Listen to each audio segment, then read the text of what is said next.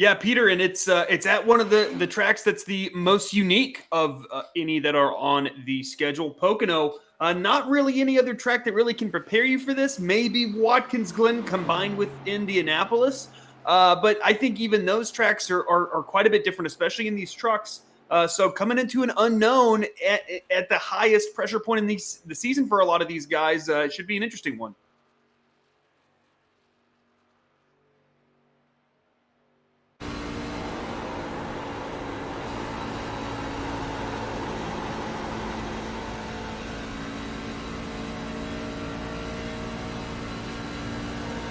Like three very, very unique corners. Turn one, Trenton. Turn the old Trenton Speedway that is no longer around.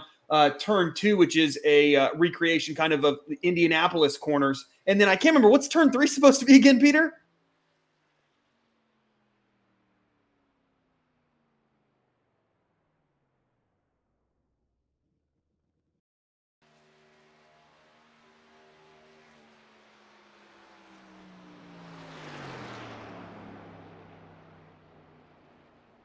It's I think one of the more unique things with the iRacing version of Pocono is there's so much room, especially to the inside of the track, that this track traditionally does not bring out a ton of cautions unless it's potentially on the front stretch where you have that pit road wall separating pit road and the front stretch.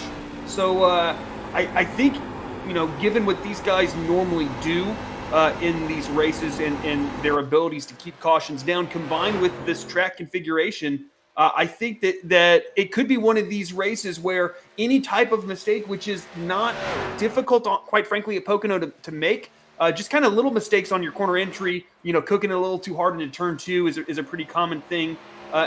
You're not going to get that get out of jail free card that you might at some of the other tracks that we go to. And this is also one where I know you and I have had races here that fuel mileage can be really, really big at.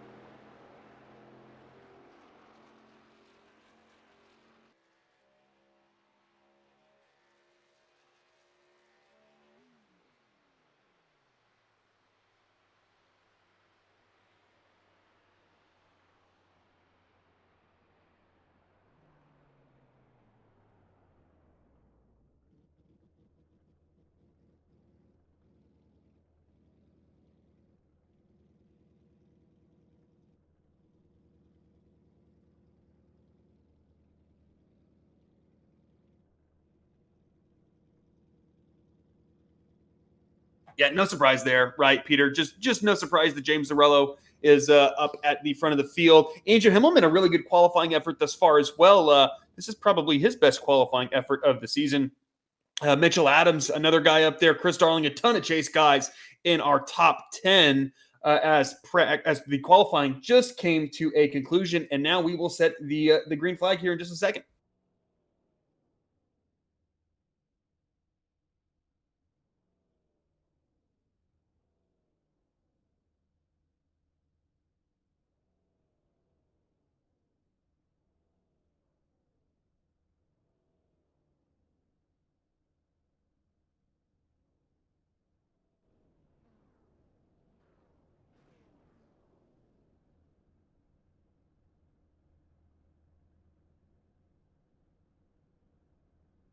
Yeah, Morello, our pole sitter, a guy who has been to victory lane quite a few times this season. Our points leader coming into the chase, he will grab the pole. Andrew Himmelman starting to his outside, a fantastic job by that Ford truck in his qualifying effort, just about a half a tenth behind Lorello. The 49 of Mitchell Adams, the guy who has on a regular basis, maybe not last week at North Wilkesboro quite as much, but definitely consistently throughout the season been the closest thing to appear that James Lorello's had. That 49 truck will be starting in third. By the way, last year's champion. Chris Darling in that 47 truck will be starting in fourth position. He is looking to have a fairly mistake-free race after just kind of kicking himself in the shin one too many times throughout the season. And again, we talked Pocono can be so punishing with those mistakes as you typically don't get a lot of yellows. Ben Adams will be starting in fifth position, another Chase driver, with Bill Edwards, a guy that we kind of mentioned last week and has just struggled a little bit in form as of late. Sixth is not too bad. I think this will be a track just based on what we've seen thus far this season where Bill should be pretty darn good. Philip Scott, that 44 truck, will be starting in 7th. Jeff Price, another Chase driver in the 14 truck, will be starting 8th. TJ Buck, another one of our Chase trucks. That's a fairly consistent theme. A ton of Chase guys up here in the top 10. TJ Buck will be starting in 9th. And Josh Sobel, another solid qualifying effort from that bright green number 30 truck. He will be rounding out our top 10.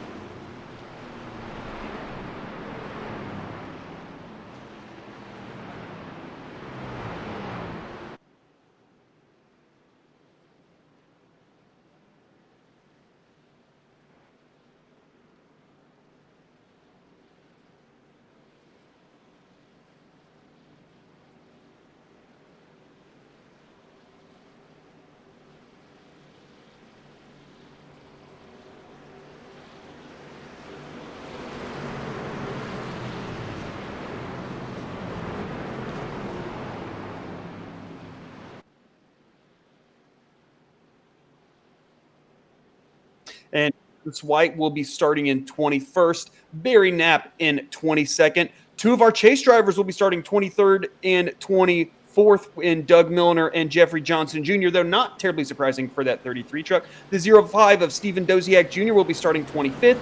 Ben Mashburn in 26th. Nathan Maurer in 27th.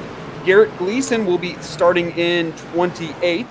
If he takes the field, well, I'm not quite sure about that. The 77 of Doug Neal will be starting in 29th, and Stan Hausman in 30th. Yeah, and that's going to do it for your field. Guys, I'm alive. But the green flag waves here at Pocono. I just read the chat. I am slow. These cars are not slow. These trucks are not slow. My mic wasn't working, but we're racing here at Pocono. I just got it before the green flag, I guess right in time as they dive off into turn number 1, led by the number 9 machine of James Zorello. Man, I said F in the chat for the number 30. It was F in the chat for me with my microphone not working. Man, oh man, that one, OBS, they're getting me. But all the way down the backstretch, here we are, side by side, racing back here with the number 5 of Ben Adams. He is one of your Chase drivers right there, trying to put together a good run here tonight, already inside the top 5. I'm sure we'll see him come to the forefront tonight. Yeah, folks, this is a two-man show with Peter both producing and broadcasting, so it's a lot to do for one person, so stuff happens. I could hear him, and we made sure to resolve that as soon as we could. One driver not really having to resolve anything right now is James Zorello in that 9 truck, though we see how powerful the draft is here in these trucks. Even a place like Pocono, which is definitely traditionally not a draft package, these guys are really having to kind of do that IndyCar duck and weave down the straightaways to kind of prevent people from going in and trying to take a spot. As now we focus on Josh Sobel there, started in the 10th position. This is really where the field has kind of stayed bunched up. It's gone single file a little bit out front. See that 2 truck just make a little bit of a move going down in the tunnel turn. That is a corner that you typically don't see a lot of passes attempt. It's very, very difficult to go too wide there as these trucks now duck it into turn 3. Kind of my personal favorite corner here at Pocono. It goes on forever and ever and ever, and you're just trying to get that thing to stay on the bottom and pick up that throttle as much as possible. And that is certainly a corner that I really enjoy, especially get that rear brake bias, kind of get that truck a little sideways on entry, really get that thing to rotate. Can be a whole lot of fun. As not terribly unusual for Pocono, though, what we're seeing now, Peter, is these guys start to get strung out a little bit. Yeah, it's starting to get strung out just a little bit, but we're going to see that draft here, like you mentioned, very, very important here tonight. And folks, if you're just now tuning in, and or you just didn't get to hear me at the top of the show because my mic wasn't on, the drivers in yellow on the left-hand side of your screen, those are the Chase drivers. Tonight, of course, being the first race of the Simbox Chase. Big shout-out to Simbox, as well as Stay Tuned Sports. You got the graphic, you didn't get the words. And, of course, I'm Peter Short and Drew Eisman. That's basically the whole top of the show in a nutshell. But James Lorello here really doing what he's done all season, leading here early on, and really, Drew, over the past couple of weeks, it is question marks for that number 9 machine. What could have been? It could have been him winning 2 in a row and not the number 94 machine of Jason Freeman, who is still mired back in the pack down in 17th as he makes a pass for the 16th position there on Colin Ullery coming out at turn number 1. This racetrack, you and I talked about it. Very unique racetrack with corners modeled after Indianapolis, Milwaukee Mile, and I believe Trenton Speedway. This racetrack it's so unique. Some drivers really, really like this place. I'm one of those. But some drivers really despise this place because it is a tricky racetrack and it's a tricky triangle for a reason. Yeah, it requires such precision and consistency, right? You have to have both here. You can't, like, there's places kind of like that reward consistency more or precision more, like road courses, right? Far more about precision.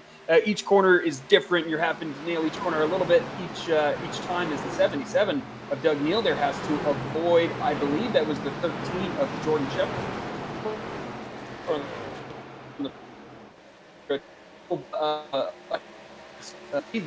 I mean, here it's not just a rhythm track, right? It's super important, but places like North Wilkesboro last week, right? Big rhythm tracks. This is far more of a road course that you only turn left on, right?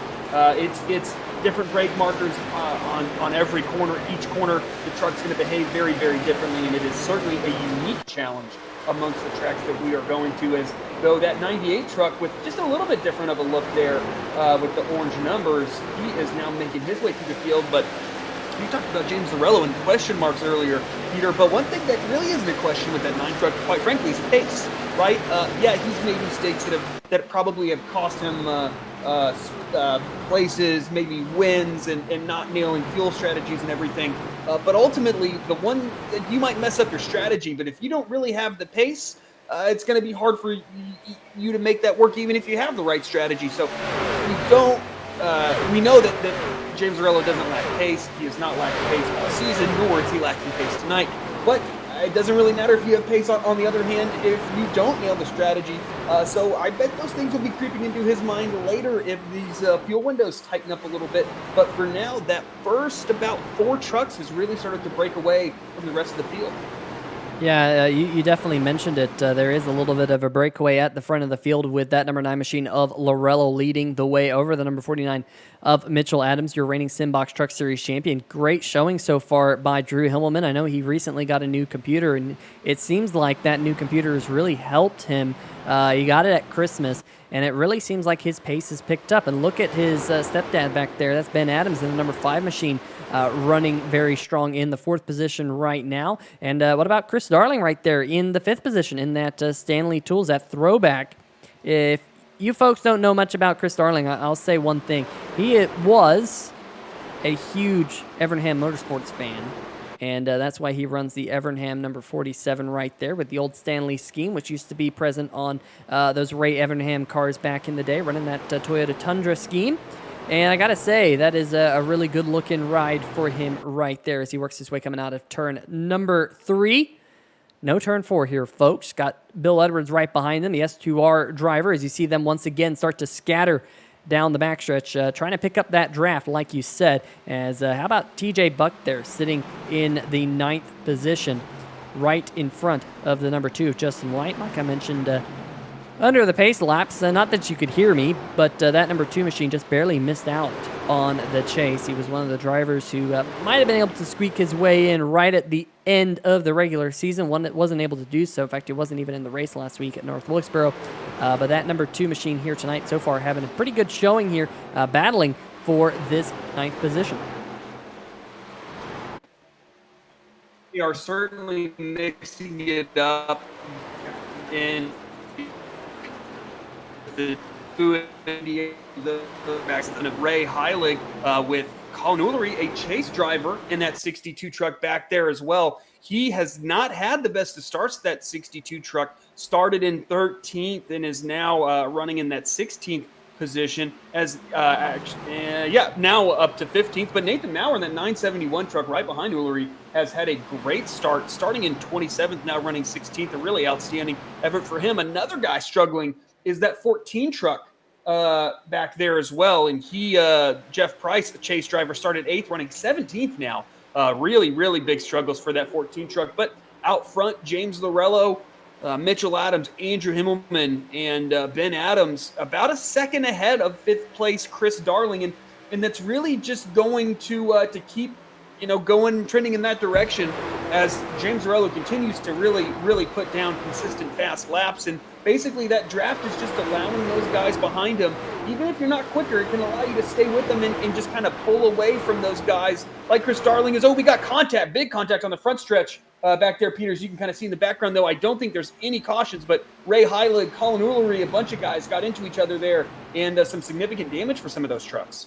We'll see if we can go back and catch this one here on the 3-wide TV replay involving the number 7 machine. Here we go. Oh, yeah, there's that contact. 97 machine getting involved. Yeah, number 14. You're just talking about him. Oh, man, that is just heartbreak for one of your Chase drivers. That, of course, the number 14 machine of Jeff Price. Let's see if we can catch this one here on the replay, working his way through turn number 3. We'll see if we can go on board with that truck. There's the contact in front. Yeah, he just kind of gets up into the wall, and man, he just kind of ends up on the inside wall all by himself. He wasn't involved in any other scuffle. You could see that scuffle that kind of went on right in front of him. But that is not good for the one of your Chase drivers, the number 14 machine of Jeff Price. That's bad news, championship-wise. His race is, unless he decides to rejoin, his race is done. Some struggles in that 14 truck. Looked like he was just trying to actually avoid. I think he got followed. He kind of followed those other guys out into the wall. This is about the time when the tire wear is really going to start affecting the handling of these trucks, and it seems like a bunch of guys just kind of didn't want to get out of the throttle exiting 3, and then that pushed them into the outside wall. And that 14 truck was then that momentum of smacking that wall through him, basically on a trajectory that was going to end up with him in the pit entry wall, the pit wall entry into those barrels. And he avoided it by smacking the inside wall, but I don't think that really helped that truck too much, as that 971, who had a really nice march up through the field and was part of all that contact, he is now in 14th position. But a bunch of those guys, that really cost that whole group a ton of time. They were they were right behind Josh Sobel in that 30 truck. He was in 13th. They were, a couple tenths maybe behind Josh. Now they're almost about a second and a half, almost 2 seconds behind that 30 truck. So that really hurt all of those guys, not only in actual damage and pace in those trucks, but also just track position on the track as well. And back up front, though, things are pretty stable. Chris Darling has kind of stopped the bleeding, so to speak, in that 47 truck. He's kind of stabilized at about 1.6 seconds, about 8 tenths behind Ben Adams in front of him. That Chris Darling is in that 5th position. Bill Edwards about a half second behind him. And then JT Poole is actually the guy that's probably fallen off the most. He's about 1.8 seconds behind Bill Edwards. Yet about maintain that. But, Peter, that could actually be good for these guys because you do get a little bit of aero wash even in these trucks, and you might be scrubbing those front tires a little bit, having that little bit of gap where you're still getting the benefits of that draft, but you're not losing that front end like you might if you're, say, Mitchell Adams or Drew Himmelman. Maybe that could be a long-term benefit for these trucks. Yeah, and one driver I think who's benefiting from that the most is actually the number 47 machine of Chris Darling. I'm watching average lap times over the last 5 laps. Chris Darling has been averaging about a tenth faster than every other driver in the field, second fastest being the 49 machine of Mitchell Adams. If you're wondering where James Lorello stacks up on average lap times, currently 5th, but he does have all the clean air on the nose of that Chevy Silverado. Might be saving just a little bit in that truck as well. So definitely Darling starting to close in just a little bit. We'll look at times at the line. And once again, Chris Darling, one of the faster trucks out there. In fact, as I say that, my live timing and scoring just updated to put Lorello there about 2 tenths faster that last time. So, average lap times are going to matter here, Drew, at this kind of stage in the run. And with the fuel tanks that they run here in the Simbox Truck Series. You can kind of push these trucks a little bit harder than you would if you had a full fuel tank, just because of the fact that you're going to be on pit road about every 20 laps or so here at this 2.5 mile tri-oval.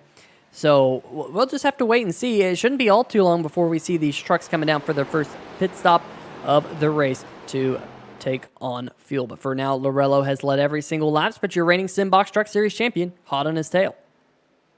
Yeah, and kind of one thing to mention, we talked about fuel mileage earlier, we just talked about the pit window, is the only guy that's not going to be able to save any fuel at all right now is James Lorello, right? All these guys in his draft are definitely, they're going to have the ability to save fuel. Whether they choose to do that or not is kind of up to them.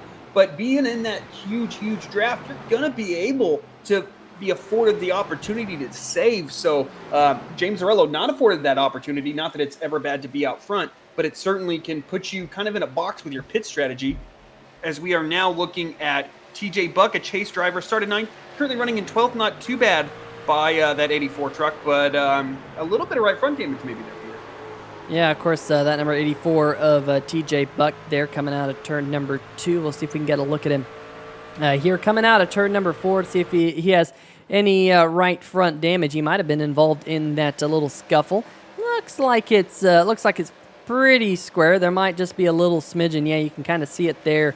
Kind of on the right front corner of the car. You just see a little bit extra of the right front tire exposed. And you and I know, Drew, is, ooh, man, the number 2 machine a little bit off the pace. Something might have happened there to Justin White. Let's see if we can go back and see what happened here on the replay and see if he caught the wall.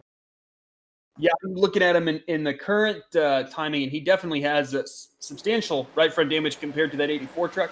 Yeah, you see just a little high on exit. You kind of want to stay a little bit more on that curve. And yeah, wow, he popped that outside wall. That is certainly not going to help that the condition of that 2 truck, which appeared to be very tight through turn 3. And that's pretty typical of turn 3, right? You really got to be patient and wait on that truck. And you might be able to get back to the gas earlier than you think you really can, right? It can kind of lure you because it's so long that you can think you're fine, and all of a sudden you realize late on exit, before really it's too late to do anything, that you are in fact very much not fine, as that 2 truck is now making his way down to pit road. And we're on lap 17 here, Peter. This thing is flying by.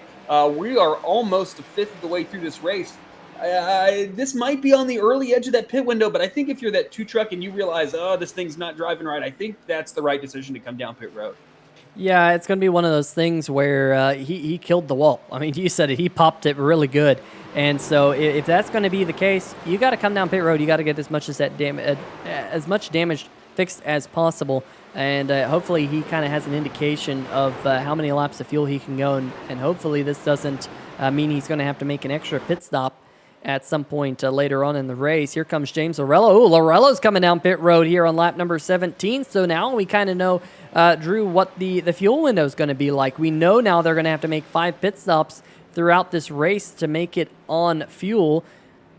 That's going to be interesting. They're going to have to pit pretty much, I think, lap number 85, if my math is correctly, if they can do 17-17 all the way through.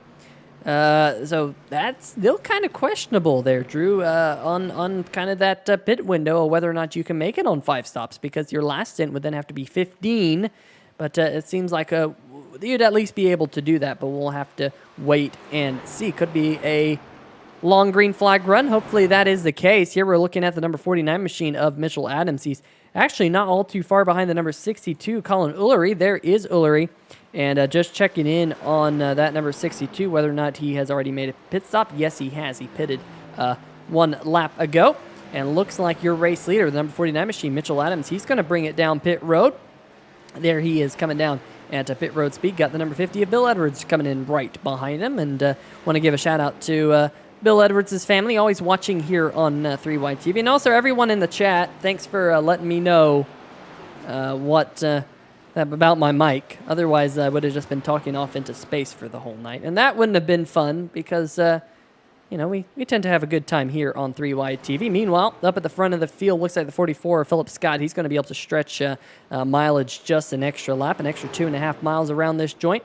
Probably just saving fuel there in the draft, kind of further back in the pack, as it takes a while for live timing and scoring to go through all of these pit stops. So don't mind the ticker there on the left-hand side of the screen, but at least for right now, Philip Scott is being scored as the race leader, yet to pit.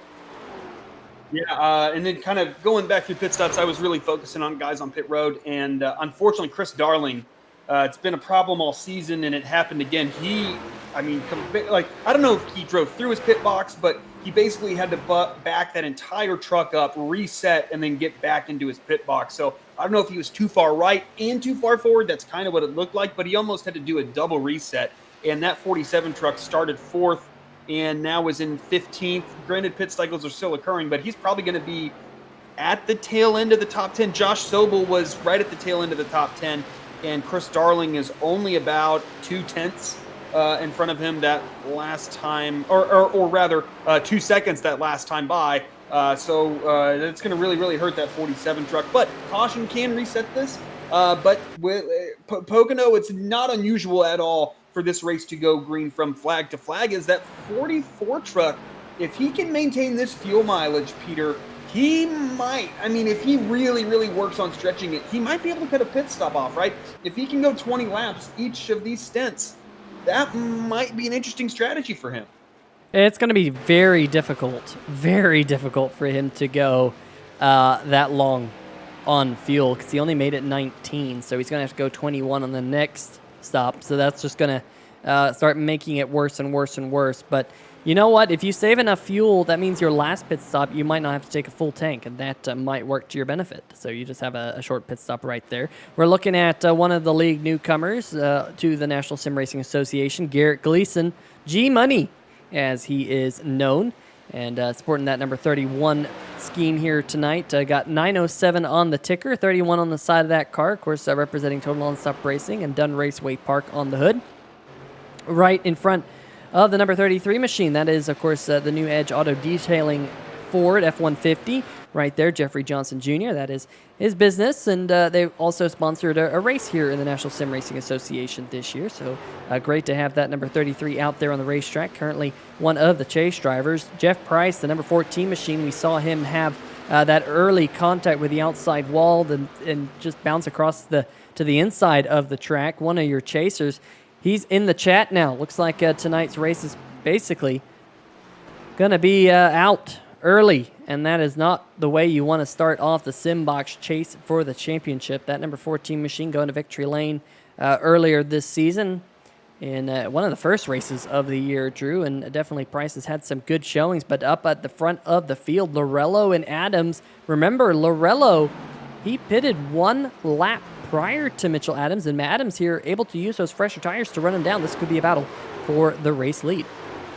Yeah, Adams caught him at a pretty remarkable rate. I wonder if the 9 was maybe just saving a little bit of fuel. He had about a second lead, and that was cut down really, really quickly.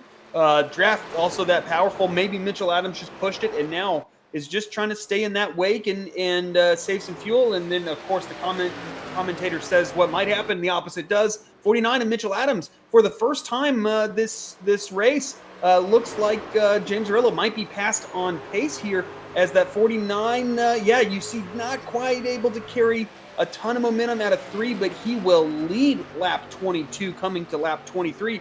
But Lorello has a little bit better momentum there on the high lane going into turn 1. And turn 1 is a place where you can kind of pinch that guy on the bottom. Not quite, though, for that 9 truck, as he really lost that front end. And Mitchell Adams now solidified that lead, and we will see what he can do. Maybe James Lorello now tries to save some fuel, and we see these pit strategies reverse here.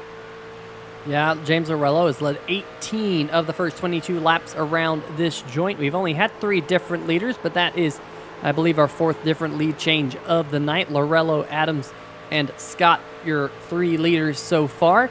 And with those fresher tires now, the number 4 machine of Andrew Himmelman starting to close in on the number 9 machine of James Lorello. There you see those 2 trucks locked together out there on the racetrack. And Drew Himmelman, can't say enough about his recent resurgence. Same thing with Josh Sobel. Both of those drivers really seeming to find a lot of pace recently.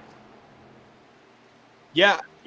You mentioned the new computer compared to the old computer, and yeah, it certainly has seemed to make an effect. I know I've seen screenshots that he had posted before and screenshots after, and it now he's just kind of really up to what a lot of drivers experience versus before it was, kind of like an NRO3 version of what you're seeing.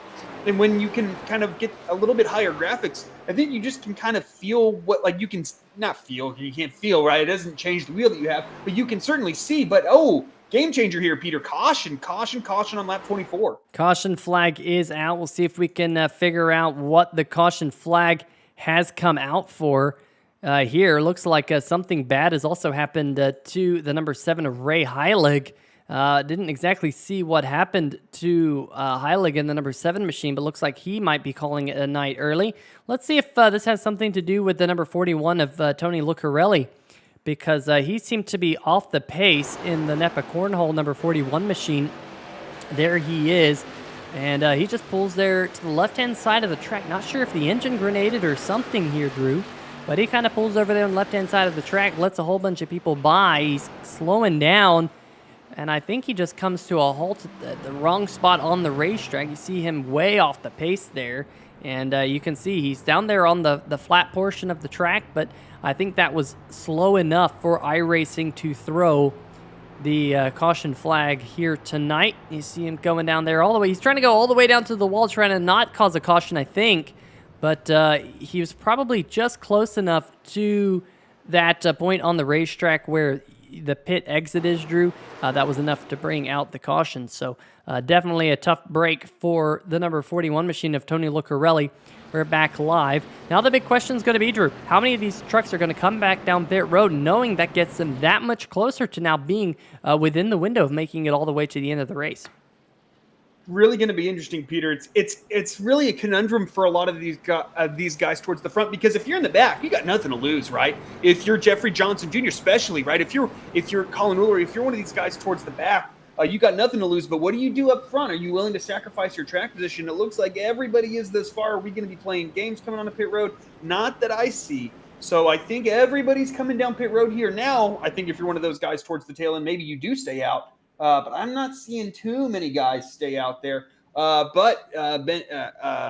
Mitchell Adams and James Lorello, I mean, quite frankly, not what these guys wanted to see, right? These guys up front had kind of established their track position, and we're feeling pretty comfortable here. And now this whole field tightens up, and we'll see. As Chris Darling, man, again, he had to back up. He's just got to be a little more conservative getting into his pit box.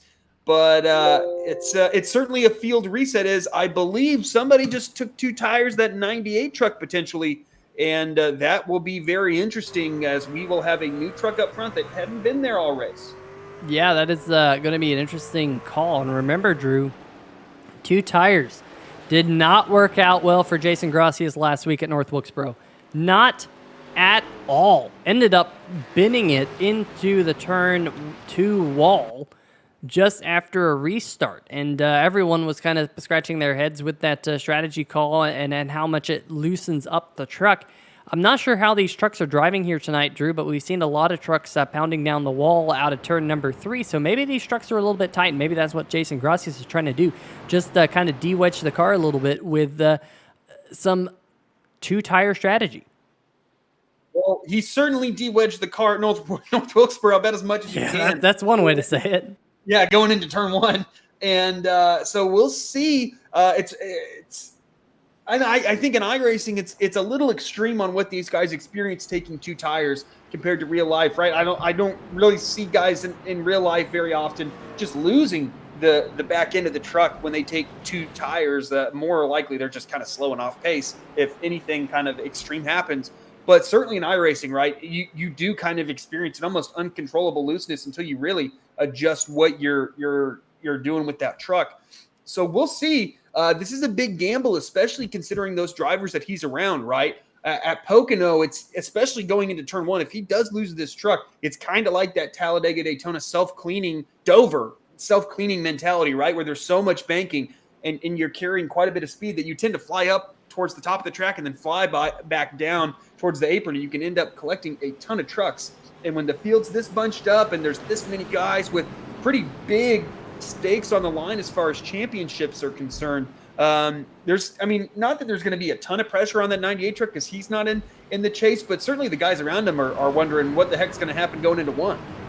Yeah, and there on your screen, you actually have the chase standings coming into tonight. There was a seeding for the chase with James Morello, the number 9 machine, having the best seed, 2 points over Bill Edwards. And they're right behind him. Hold on 1 second. OBS has just not been my friend tonight, folks. It has been, like I said, not my night. Okay, it's back. You got Mitchell Adams there, 4 points back. Chris Darling, TJ Buck, Jeff Bryce, Doug Milliner, Jeffrey Johnson Jr., Colin Hillary, and Ben Adams. Those are the 10 drivers that qualify. Those are the 10 drivers whose names are in yellow. And Lorello up there has won so many races. He's won 5 so far this season that he was able to pick up that top seed. But Bill Edwards' teammate, that number 50, hasn't gone to victory lane maybe as many times as we thought, but he's definitely been a contender in here tonight, currently in the 5th position for this restart, which is upcoming. Going to be really interesting to see how Jason Gracias in that number 98 machine does when we finally go back green here in just a second. Pace car going to head down pit road, and we're going to go back green. That number 98 machine, Jason Gracias, gets us back to green. Finally back green here at the Pocono Raceway, and look at that, out to a huge jump on the number 9 machine of Lorello. Is Lorello and the number 49 Mitchell Adams side by side, battling for the second spot right behind him. Look at Bill Edwards right there in the number 50 machine. He's right up underneath his teammate, the number 9 of Lorello, trying to push him down that front stretch. We are going to see that pushing and shoving here on this restart, Drew. We saw it right at the beginning of the race. These drivers just drafting off of one another here as they head down the backstretch. And that 50 truck, a great restart for him. As he hasn't certainly, been off the pace, but this is as far up to the front as he's been, as Andrew Himmelman takes to the inside, and Bill Edwards gives him quite frankly, a generous amount of room going into the tunnel turn. And I think that Ford truck is probably going to just be able to clear the 50 going into 3. He did. Bill Edwards now takes it to the high side of Drew Himmelman, but not really.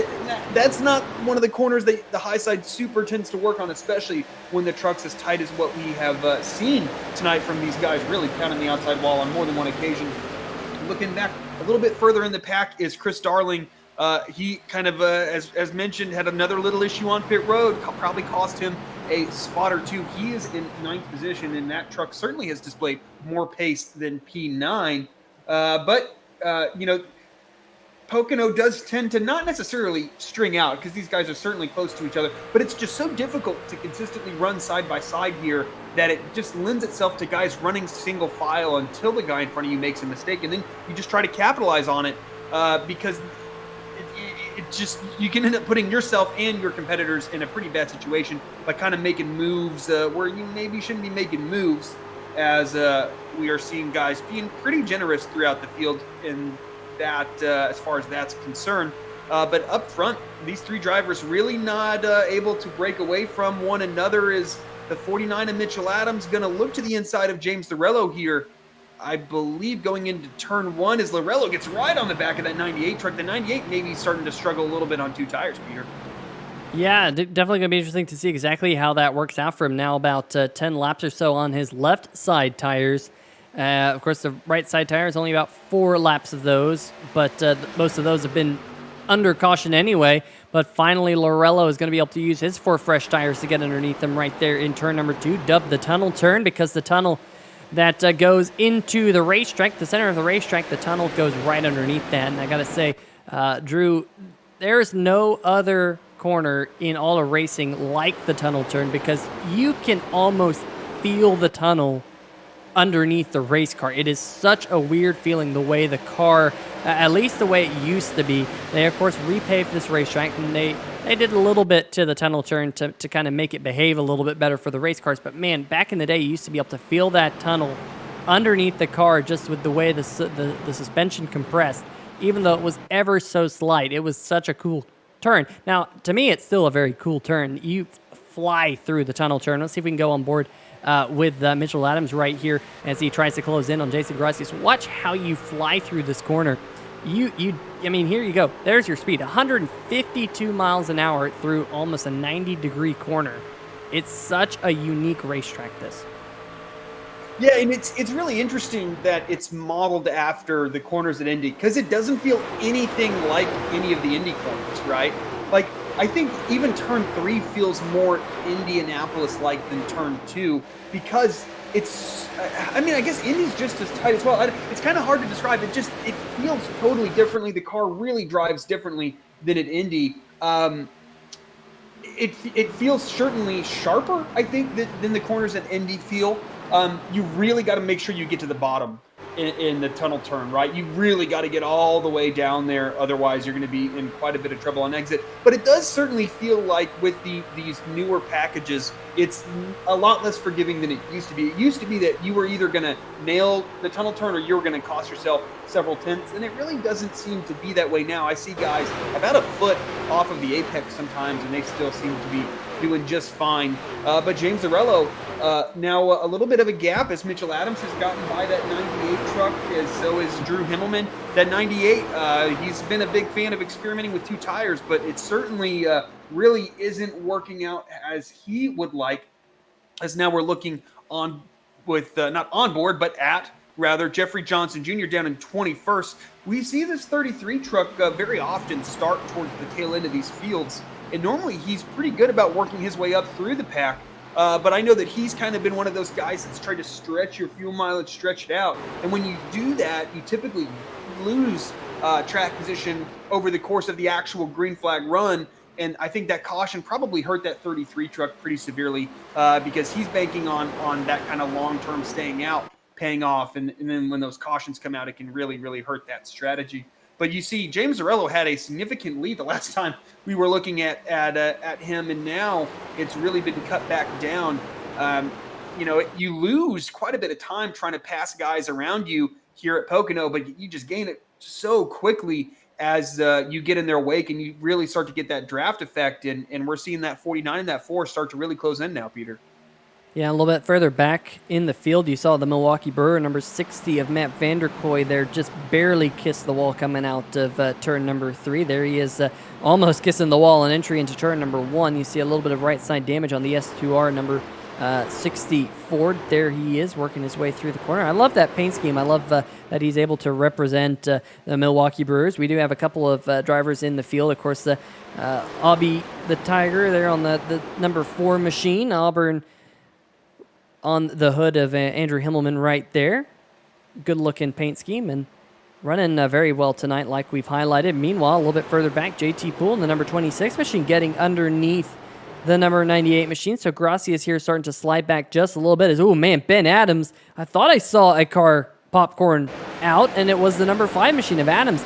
I bet you he's glad that he popped back into the racetrack, and I'm sure he's glad he didn't pop back into the racetrack inside another truck. That can spell disaster, especially since he is racing around the number 47 of Darling. Both of those drivers contenders for the Simbox Truck Series Championship here over the next couple of weeks. Ooh, man, JT Poole, he's dropping well down the racetrack right there, all the way down to the yellow line. Trying to go 3 wide off into turn number 2. How about that? Chris Darling up the middle. JT Poole thinks better of it. He backs out of it in that number 26 machine. I'd say that was a wise move by JT.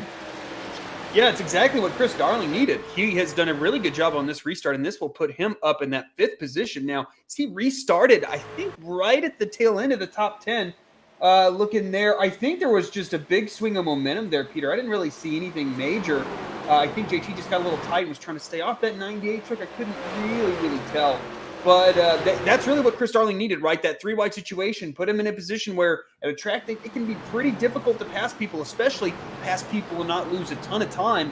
Basically, Chris Darling was gifted 2 positions. Now, it looks like that 98 of Jason Gracias is fighting back, but that truck certainly is not handling as he wants with those 2 tires, as he has just basically, slowly made his way backwards through the field as guys on fresh tires have been able to get around him. But the 98 truck not going down without a fight, as Chris Darling real generous in the tunnel turn, and you can see just how it can really compound itself. I think if Darling would have just taken that corner normally, he would have been just fine and not really given that 98 truck a chance to get back up on him, as the guy that we definitely are keeping our eye on, that 94 truck, is now getting by JT Poole in that 26.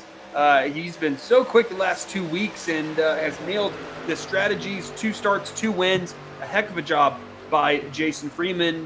Maybe not quite the pace tonight that he has shown at North Wilkesboro and the race before that, but he certainly is making his way through the field, having started 19th and now running in 7th, Peter. Yeah, and I'm kind of keeping my eyes on these drivers who are able to keep their trucks clean. I know you mentioned Jeffrey Johnson Jr. In the number 33 machine. He is a stellar driver at keeping his truck clean and really making the best of the opportunities he's given to pick up positions. It always seems like he's, well down the field. But then by the end of the race, he's closing in on the top 10. He does that consistently. And if you can consistently do that, you will end up in the Simbox Truck Series Chase. And that's what the 33 of Jeffrey Johnson Jr. has done. So don't count him out too quickly yet, folks. Ben Adams in the number 5 machine.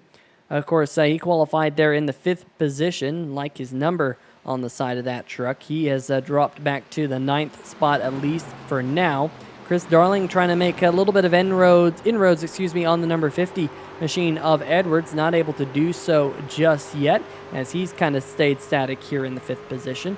But big props to the number 77 machine, Doug Neal, in that 77 Simbox trucks right there on the center of your screen.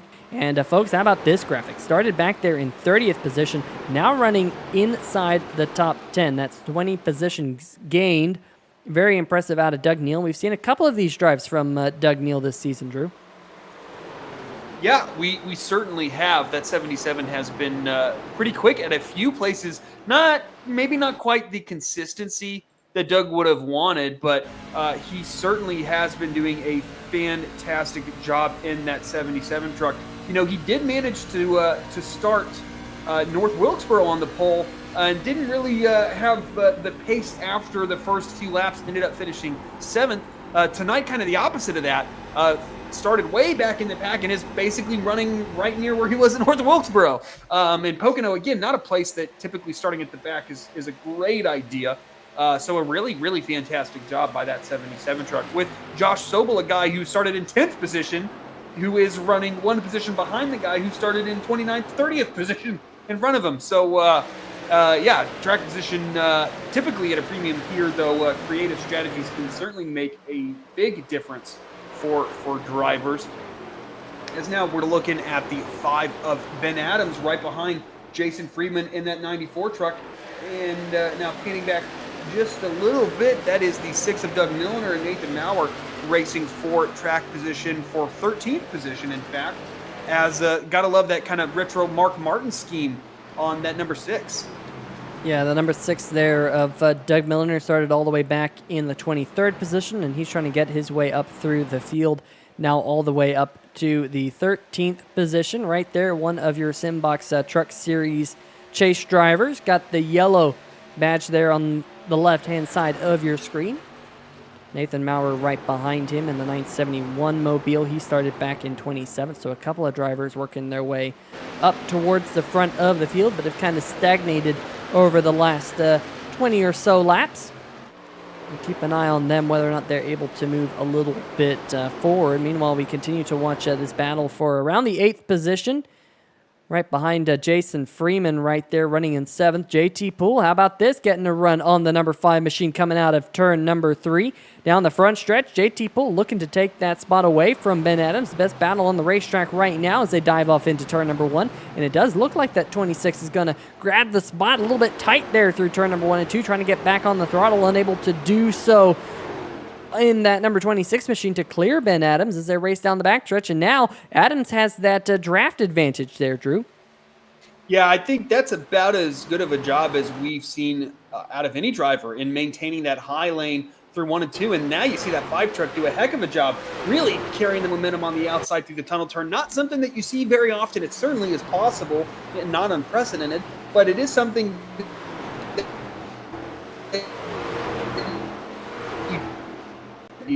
It's 5 truck, but man, this is costing these guys a ton of time relative to that 94 truck out in front of them. You see quite a gap building, and just racing side by side like this, just really, will just give the guys in front of you that are running single file a huge advantage. Now, once again, JT Poole trying to make that work, and he's a little bit more forceful into turn 1 that time as he kind of forces that 5 up the track just a little bit, put him kind of in a position that's pretty indefensible. And now that 5 is going to be looking to not lose another position to that 77 and 30 trucks behind him.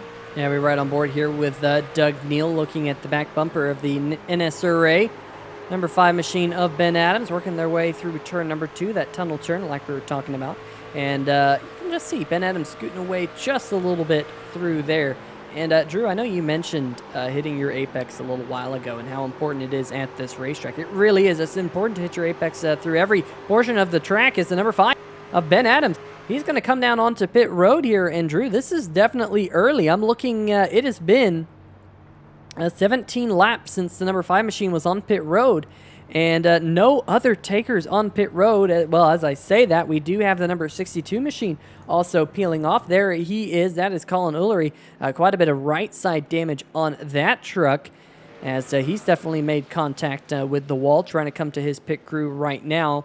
Probably got as much damage repaired as possible. Ooh, locked up the right front a little bit, but it looks like he was finally able to get in his box. So it's going to be interesting to see how many takers will come down this time. Will your leader, Lorello, come down? Will Mitchell Adams come down? We'll just have to wait and see. Like I said, it'll be 18 laps this time by since these leaders were last on pit road. They did get a little bit of benefit from that caution, though. It looks like Lorello's going to stick it out for one more. Yeah, and it's interesting kind of with the amount of laps we have left. I mean, these guys would be pitting now if it were advantageous to pit, right? And I really trust the guys that have been really good. I know James Lorello hasn't nailed his fuel stuff, but he has been mindful of his fuel number. Last week was definitely a product of just trying to grab that win, pushing a little too hard, running out of gas. But I really think that the guys up front, the guys that have contended throughout the season, are the guys that I would be paying attention to as far as fuel numbers are concerned. And if they're trying to stretch it, that would lead me to believe that there is an advantage in the long-term strategy of this race towards stretching it, as I believe the 9 just called out that he is pitting, as are a ton of guys. We'll see if that 49 follows him, if in fact Lorello is pitting as they make their way through turns 3. Yep, that hard left turn for James Lorello and Mitchell Adams and most of the guys behind them, as Pocono is kind of one of those more straightforward pit entries, but you can always, make a little mistake and get on to pit road a little too hard, as typically Mitchell Adams is one of those drivers that excels getting on pit road, but James Lorello certainly got the best of him that time by. One guy that didn't pit, the guy that's on 2 tires, is that 98 truck there, Peter, with that 94 as well, as these guys are kind of having their own like little draft pack almost, and then we'll see that, oh man, that was a bit of a bump draft there. I thought maybe that 98 tagged the wall a bit. Yeah, I saw some sparks fly from the 94. They were definitely not lined up. I'm wondering if Jason Freeman was saying, hey, I'm trying to come down pit road or something, and just looked down at his steering wheel or something and made a little bit of contact with the wall. That could be very well what happened, as I'm sure these two will be coming down pit road this time. They do have the number 42 right behind him. That is Barry Knapp. He's already made his pit stop, and here come the 98 and the 94 working together. The 44 behind them, Philip Scott, also working his way towards his pit box. There he is. He's got a little bit of right side damage on the Federated Auto Parts Ford F-150. And I believe we'll also see the number 907 of Garrett Gleason there in the Total Nonstop Racing Chevy Silverado peel off onto pit road as well. So that will just about cycle us through the whole field. Let's go on board with James Lorello. There's the gap that he has back to Mitchell Adams. Presumably, this will be the race lead when everything cycles on through, as Lorello was able to beat the number 49 machine out by a pretty nice margin there, Drew. I'm keeping an eye on what live timing and scoring says, but right now, about a second between these two. Yeah, I suspect that Mitchell Adams will start to close in on James Lorello. Is looking at last time by, those are the pit stop time, so I don't think we're really going to get a super accurate representation of where their pace is at. But just if you're relatively close, with the 9 being completely in clean air, it's going to be difficult for that 49 to get back to him. What would be interesting is I mean, if it goes green long enough, we will start to get into lap traffic, and then that can really start to break these guys up, as compromising lap traffic will really start to separate them.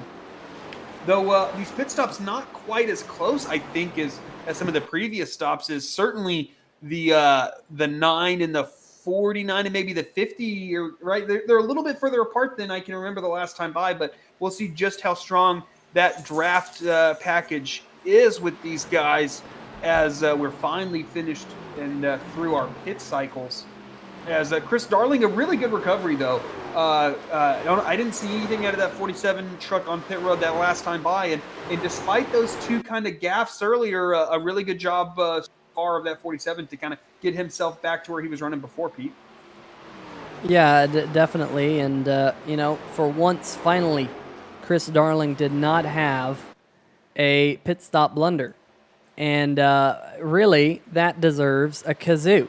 I have to say that that number 47 machine is finally out there on the racetrack. Now, he does have more pit stops to take, but at least for now, big shout out to that number 47 machine.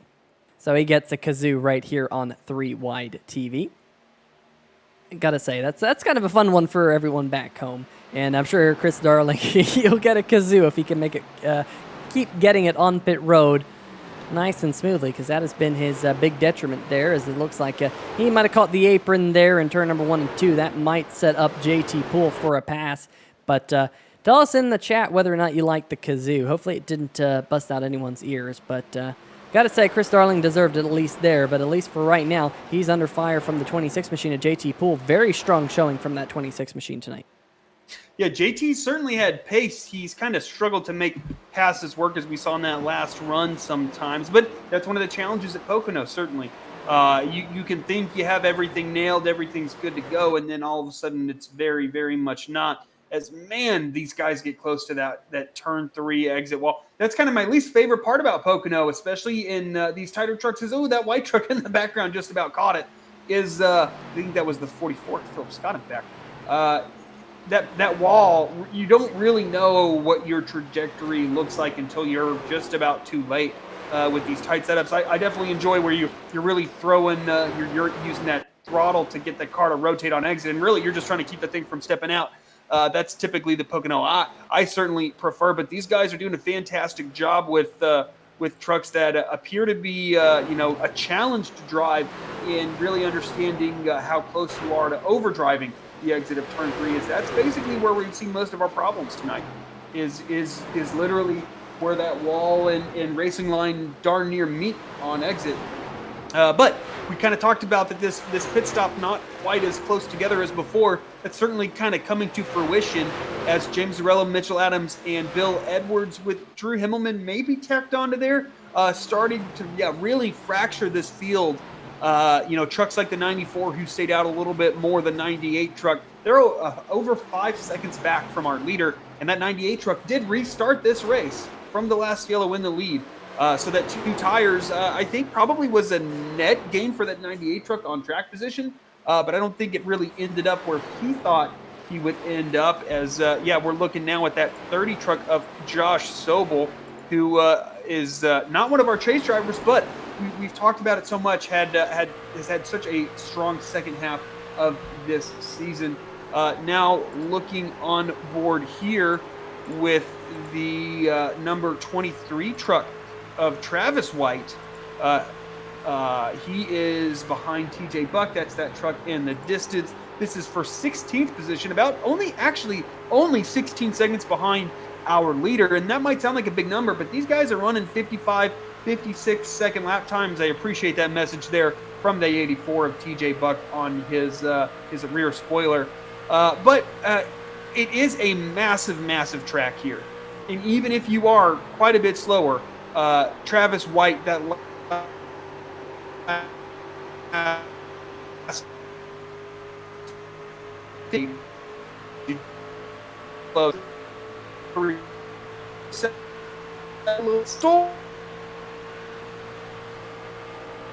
All right, folks, do apologize with a little bit of connection issues there.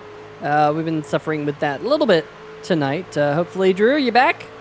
Yeah, I apologize about that. Been having a little bit of stability issues with my internet lately. Who knows why? Good old Google Fiber is supposed to be fantastic. Sometimes not so much. But basically, my train of thought metaphorically derailed here. So I'll let you just go on, Pete.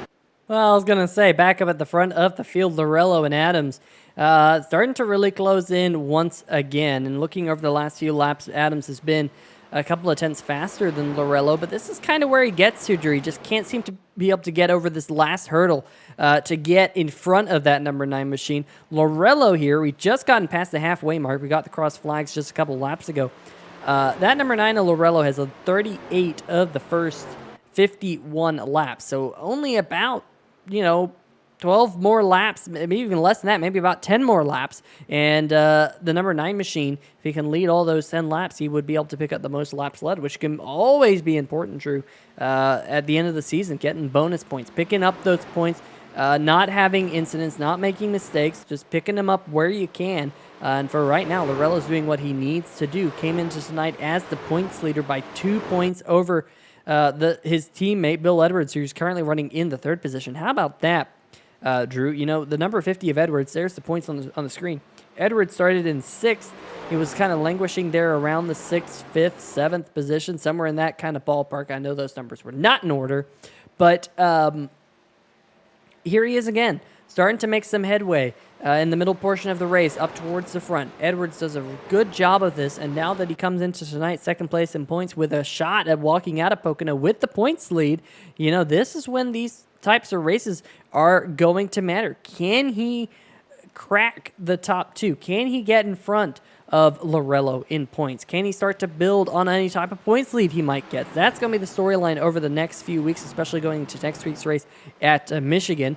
We'll have one of the 7 races in the bag, but you can see it's pretty much all to play for there in the point standings. Despite James Lorello's dominance, he certainly is not dominating the points after the points reset. But he and Mitchell Adams are doing what they need to do tonight to ensure that they are in a good position moving forward. Though one disastrous race can completely change the complexion of this championship, as Chris Darling and JT Poole continue their battle basically since the pit stops. Quite a few laps ago now at this point. These guys have just been going back and forth, pressuring each other and putting on a heck of a race. And even despite that, they are closing in on Drew Himmelman for that 4th position, though that 98 truck of Jason Gracias is kind of looming behind them now with 4 fresh tires. We'll see what that 98 can do. As just looking through the field, the 94 seems to not have had a great pit stop. He was right behind Jason Gracias, and that 94 now is 11 seconds behind our leader and about 6 seconds behind Jason Gracias. So I'm not quite sure what's happened to that 94 truck, but he's lost some track position. Yeah, Jason Freeman, winner of the last couple of weeks, maybe thinking about saving fuel, not 100% sure, in that Mason-Dixon Cornhole Chevy Silverado. There he is, trying to go back to back here in the series. And Drew, I'm just wondering a little bit if, remember when we saw those sparks and we saw the truck get into the outside wall there, going off into turn number 2. There definitely seems to be a little bit of right side damage. We'll see if we can see it here in the zoomed in camera, but just look at that rear deck lid. There's just a little wrinkle there right behind the right rear tire. You see some scrapes right there. And sometimes all it takes is a little bit of damage with these trucks to really hurt. And you see Doug Milliner there in the number 6 machine going off into turn number 1. Makes the pass on last week's race winner. The number 94, Freeman, now really struggled all the way back to 14th now, with Milliner picking up another spot with the 44. Philip Scott, a couple seconds up the road in front of him in that Viagra machine. He's still working his way up through the field. Lucky number 13, at least for now, working his way through turn number 2. But let's go back up to the front of the field because new race leader, how about that? We look away for just a brief moment, and Mitchell Adams has gone to the front here with just 44 laps to go. Let's see how he did it. Yeah, that 49 truck has just kind of been closing. And on the exit of, I believe that's turn 2. It's kind of hard to see on the exit of these which one's which. 49 gets a run underneath James Lorello and now takes it into, that certainly looks like the tunnel turn. It is. Gets that run on the bottom through the tunnel turn, and it's going to take a little bit for this pass to kind of reach maturation, but Going into turn 3, which is definitely the of all the corners, the one that is hardest to defend that outside with. That will be Mitchell Adams taking that lead. But while we're showing you that replay, James Zarello has retaken the race lead from Mitchell Adams. So we showed you that battle, and it's basically undone itself. A great battle up front here.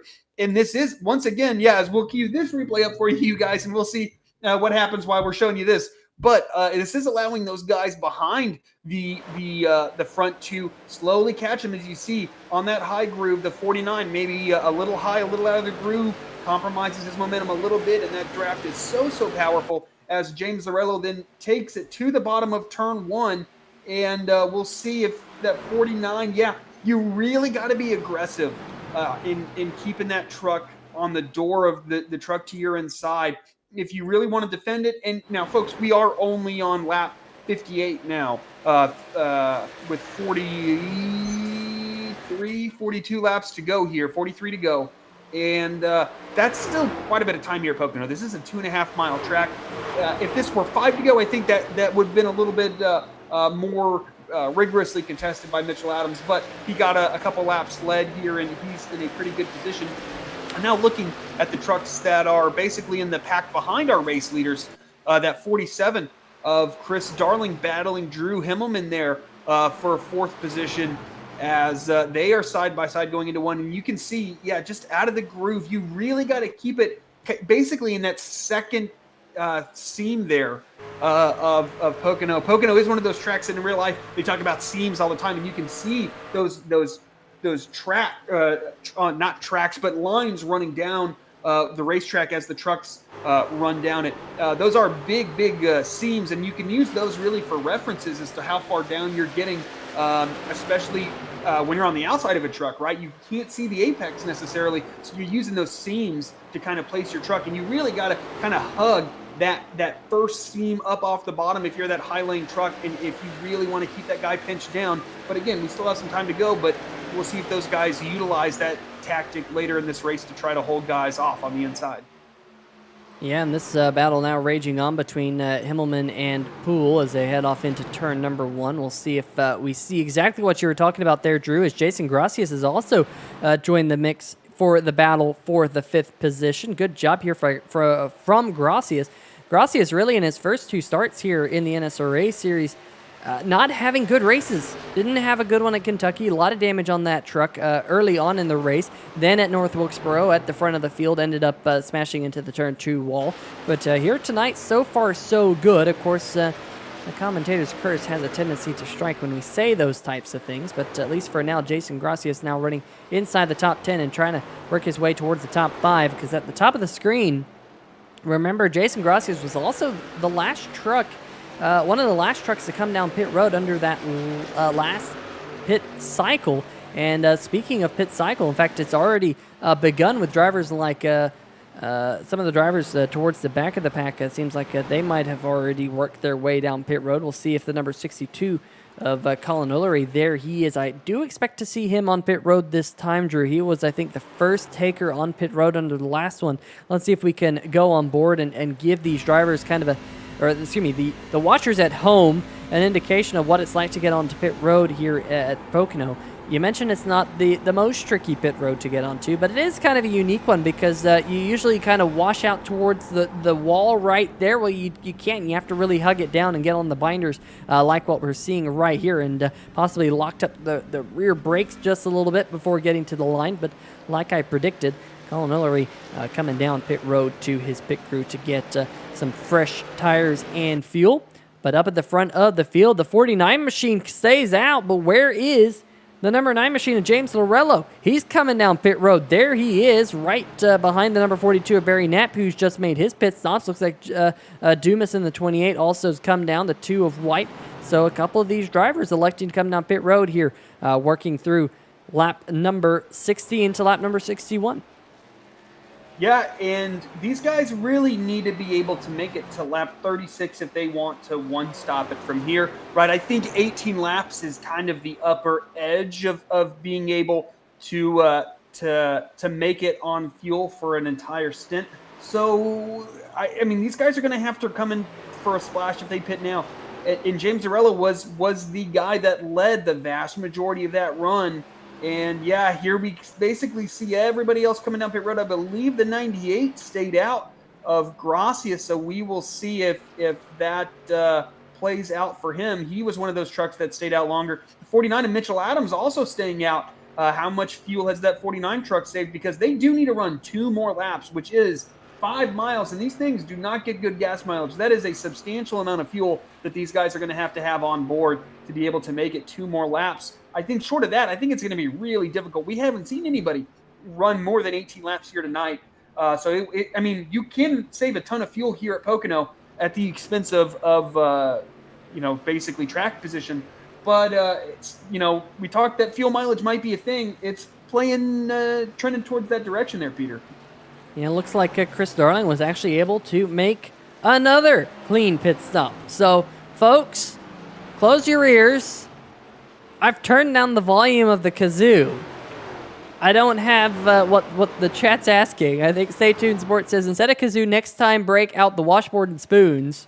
So let's get some kazoo action right here for Chris Darling, making it on pit road here yet again. And how about that? It didn't even play. Wow, what a letdown that was. All right, let's try this again, because it's just been a wonky night here on 3Y TV.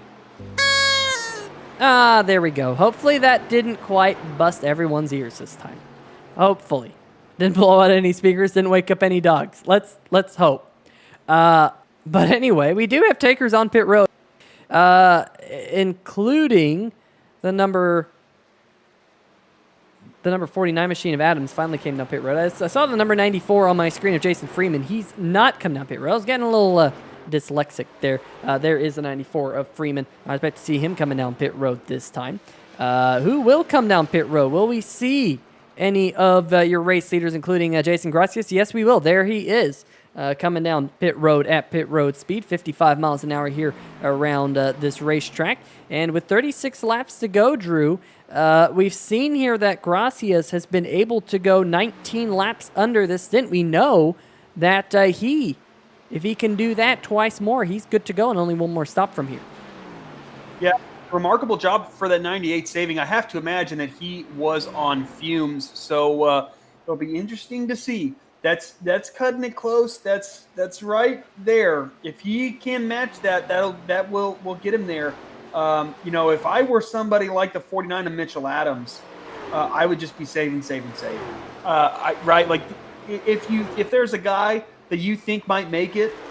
Now, granted, the saving grace for those guys is he's not a chase driver. Ultimately, that's who these guys are racing. Like, yeah, you want to win the race, but ultimately you need to finish ahead of the rest of your chase drivers and just maximize your race. If James Zarella does that, I think he might not love his race result, even if he doesn't win because of fuel mileage, but I think he'd be satisfied with it. But with that 49 staying out an extra lap, I don't think the 9 can make it. I think that 49's right there, though.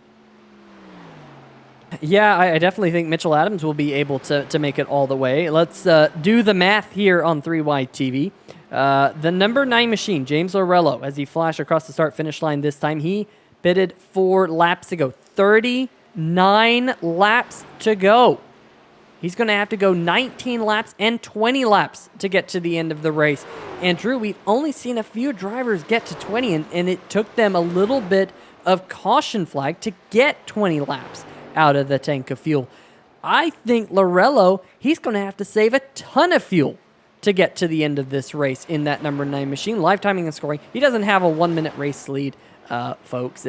Live timing and scoring will hopefully update this time. He has about a 2-second race lead over Mitchell Adams right now in the 49 machine, who has 2-lap fresher tires and, more importantly, 2 laps extra fuel in that truck. I think he will be able to go the distance because we've seen a couple of drivers like Jason Gracias make 19-lap stints. Well, the 49 of Adams pitted with 38 laps to go. So you do the math. That's a 19-lap run and a 19-lap run. So somewhere that number 9 of Lorello is going to have to save a whole extra lap of fuel versus this truck that we're seeing right now. And he's going to have to do it twice because of the fact that Adams, he pitted 2 laps after that number 9 machine of Lorello. So I got to say, for right now, I would put my money on the 49 machine, but a caution flag could change everything. It certainly can, Peter, but it's an interesting strategy. I mean, I don't know what James Zarello really could have done, right? You can't really save fuel when you're the leader, and it's really hard to allow yourself to sacrifice the race lead, right? It's an unnatural thing to do, but I think that's the only way he could have saved that much. Is well, those guys are close exiting turn 3, the 26 and the 50 trucks. Racing side by side here. That is for third position. That is for the bottom step of the podium. And Bill Edwards is in the chase. JT Poole is not. So that certainly places just a little more weight there on that position for the 50 truck. Not that the 26 wants it any less, but just there's a lot more implications of picking up that position for that 50 truck. As 4 trucks here, though, when you have this many trucks this close together, that side-by-side racing can provide an opportunity like we saw earlier with Chris Darling taking it 3 wide, kind of taking advantage of both of those drivers losing some momentum racing side-by-side, and then a third guy to just kind of squeak through and gain both of those positions. And the guy who would be able to take advantage of that right now if the 50 and the 26 get a little racy would be Chris Darling once again. I'm just kind of keeping my eye on through the field. I think that the only guy that we really have huge questions about up front is James Zarello. Just kind of looking at the rest of these guys, kind of updating you on last week's winner, Jason Freeman not having the night that he wanted. He's down in 15th position. Our chase drivers kind of going from back to front. That of guys that are still running. Doug Milliner in the 6th truck is 3 laps down in 24th. Colin Ullery is 1 lap down in 23rd. Jeffrey Johnson Jr. running 16th currently. TJ Buck in 14th. Most of these guys, by the way, did start up in towards the top 10. And then Ben Adams is in 7th. Chris Darling 5th. Bill Edwards 4th. Mitchell Adams 2nd, and James Zarello, our leader currently. Just kind of an update on championship implications, as you can see on your left side. So some guys having some rough nights, but I think the guys that we were looking at being championship favorites doing what they've done all season. Yeah, and how about the number 33 machine, Jeffrey Johnson Jr.? We talked about the fact that he always seems to squeak out a better finish than where he runs all night. He you know, we haven't had a lot of caution flags here tonight, but Jeffrey Johnson Jr. not putting a scratch on that number 33 New Edge auto detailing machine. It looks like it's just been detailed since it's nice and clean. He's up to 16th position. He's been running around 20th for most of the night, but again, just starting to slowly but surely claw his way forward and is now closing in on the back of the number 94 of Jason Freeman for the 15th position. Definitely not the night Jeffrey Johnson Jr. was hoping for, but at least as of right now, he is working his way forward. Let's highlight another driver who's definitely had some issues as of late, and that would be the number 6 machine of Doug Milliner, one of your chase drivers, trying to find out what happened to the number 6 machine of Doug Milliner. He had a 3-minute... Oh my goodness, the 971 of Maurer goes around, and caution flag is out here at Pocono Raceway. How about that one? That's going to change everything because pit strategy just went out the right-hand window of these trucks, and I'm sure a couple of these drivers will not be glad to see that caution flag. Let's dial up the replay right here, right in front of Doug Neal in the 77, and that was 100% netcode there, unfortunately, for Nathan Maurer. Definitely got the bad end of that stick, Drew. And, we talked about that the one part of the track that was going to lend itself towards throwing a caution if an incident occurs is that front stretch.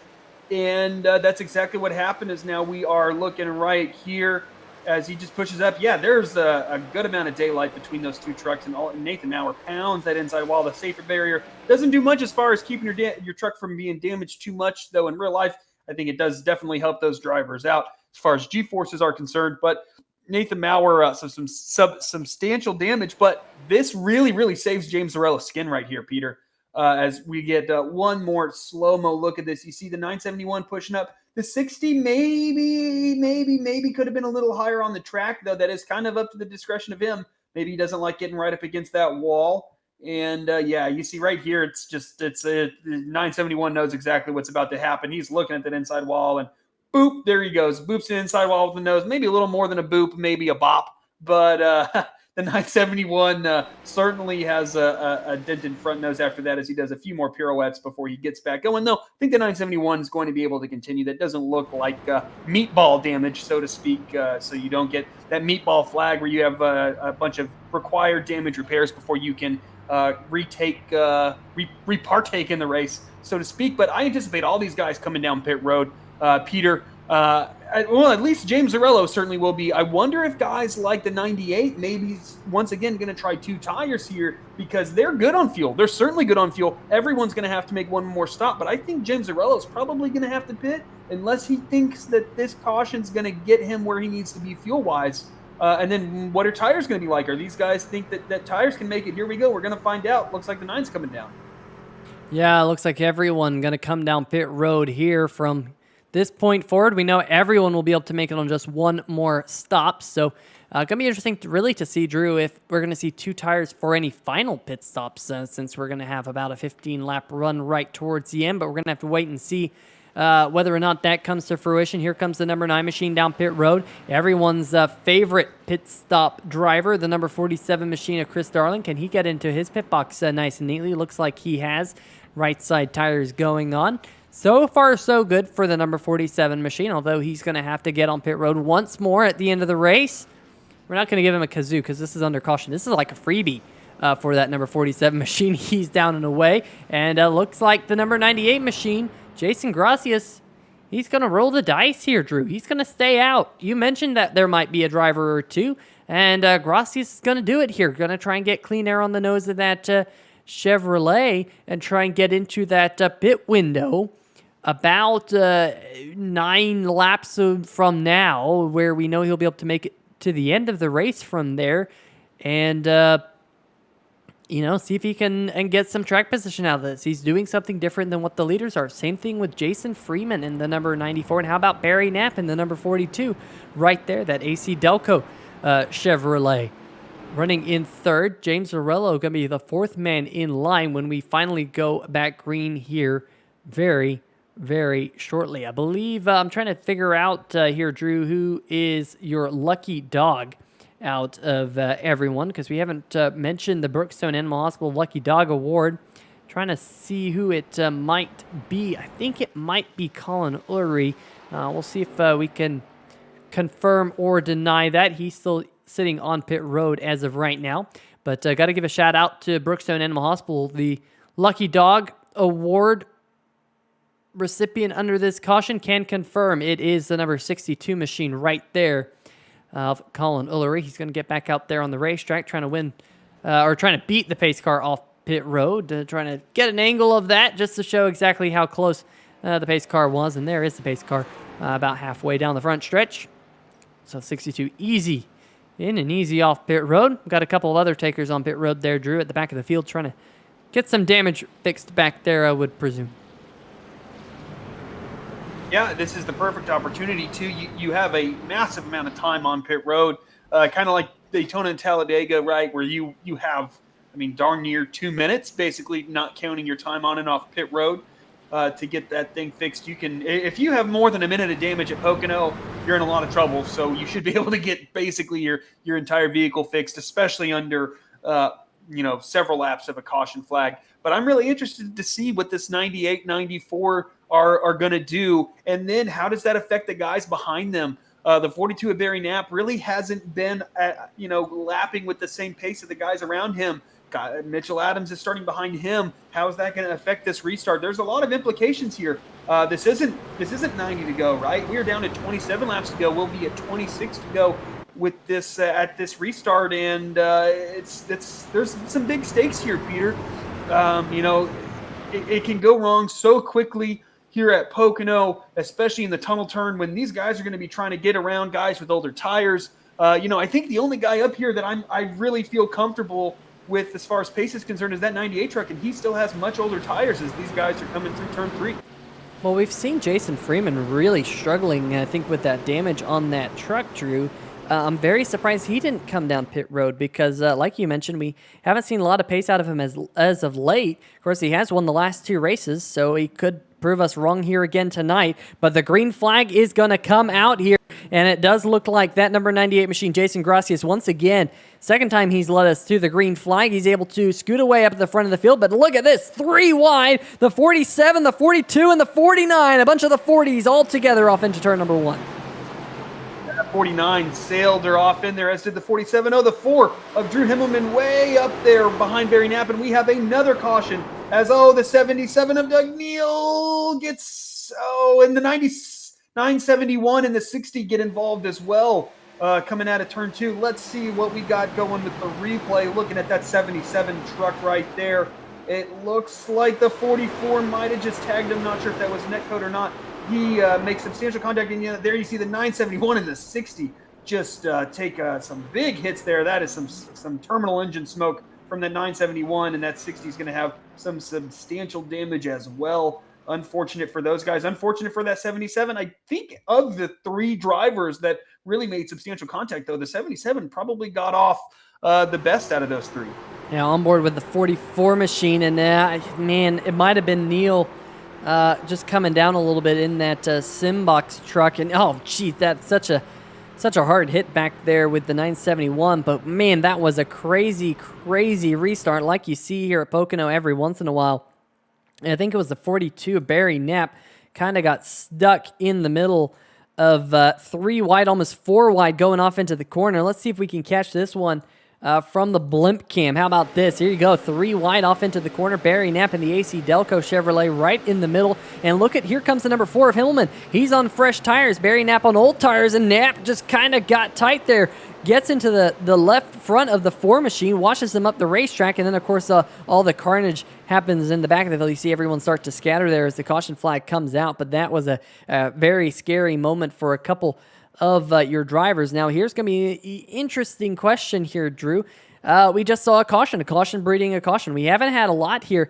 If you're just now joining us, Barry Knapp going to head down pit road there in the back half of the field. Bottom left of your screen, race summary. Only 3 caution flags as the race summary, it doesn't want to stay up. There we go. It's back now. 15 lead changes. This is only the 3rd caution. We've only had 7 caution laps here tonight, and a lot of green flag running. We mentioned that at the top of the show that Pocono has a tendency to have a lot of green flag running. Now, as we are finally into the last quarter of the first chase race here in the Simbox Truck Series. Yeah, and just a real quick kind of breaking news, Mitchell Adams, an EOL penalty. Not quite sure what that's about, but that has some pretty big implications, as the 49 did not have a great restart, was down there in 6th, 7th position, but now we'll be starting tail end here with just 24 laps to go currently, and that, I mean, we don't have 1 to go. I don't think we have 2 to go, so we'll be close to 20 to go by the time we get back green in that 49 truck. He'll be starting 21st come this restart at the end of behind the lap trucks as well. So he'll actually be starting worse than that as far as track position is concerned, behind trucks with some severe damage. So this is a pretty big penalty here for that 49 truck. Do you know what it's about, Peter? I saw the driver chatter pop up, but I have my sounds turned down for the broadcast. Did you were you able to deduce what happened?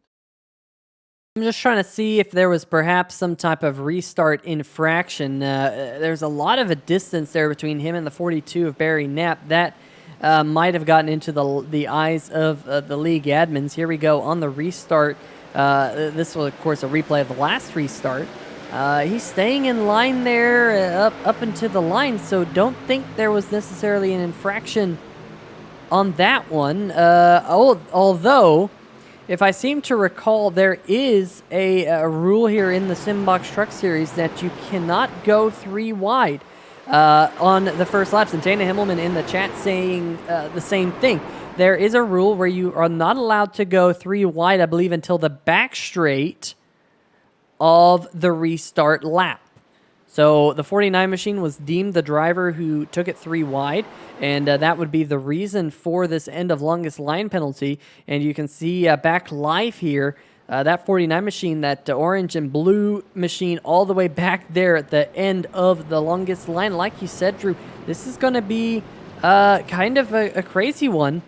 Once we go back green, Mitchell Adams is going to have to race his way back through the field. Yeah, and I'm not one of those guys that wishes misfortune upon my competitors, but that 9 truck has to be like, man, my closest competition just shot himself in the foot. and the guys in front of me don't have fresh tires. That 9 truck's looking pretty in a pretty good position, especially considering we didn't think he had enough fuel to make it, and that he was going to be the guy that was going to be in the worst position come the end of this deal of the guys that have been competitive all night. But this restart is really important, and he is starting on that bottom lane behind that 98 truck who is controlling this restart. We've seen that 98 get exceptional restarts, so as long as that 9 truck can kind of do what he needs to do, maybe he can even clear that 94, and then he'll have it all to go trying to run down that 98 truck that, again, have much older tires than the guys behind him.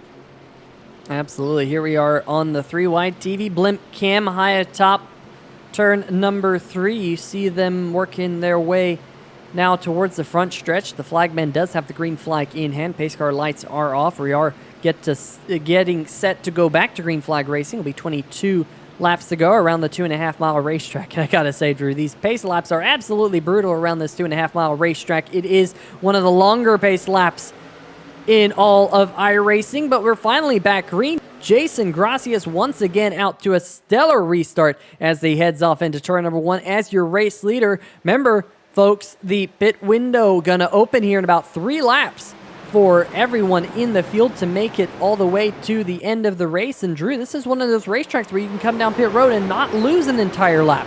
So that could be to the benefit of some of these drivers like the 94 and the 98 who are up front right now. But there's some good hard racing back behind them. What about JT Poole running, trying to battle for 4th position with the number 50 of Bill Edwards back there? Yeah, I think in these trucks in particular, as man, that 26 just threw a slide job on that 50.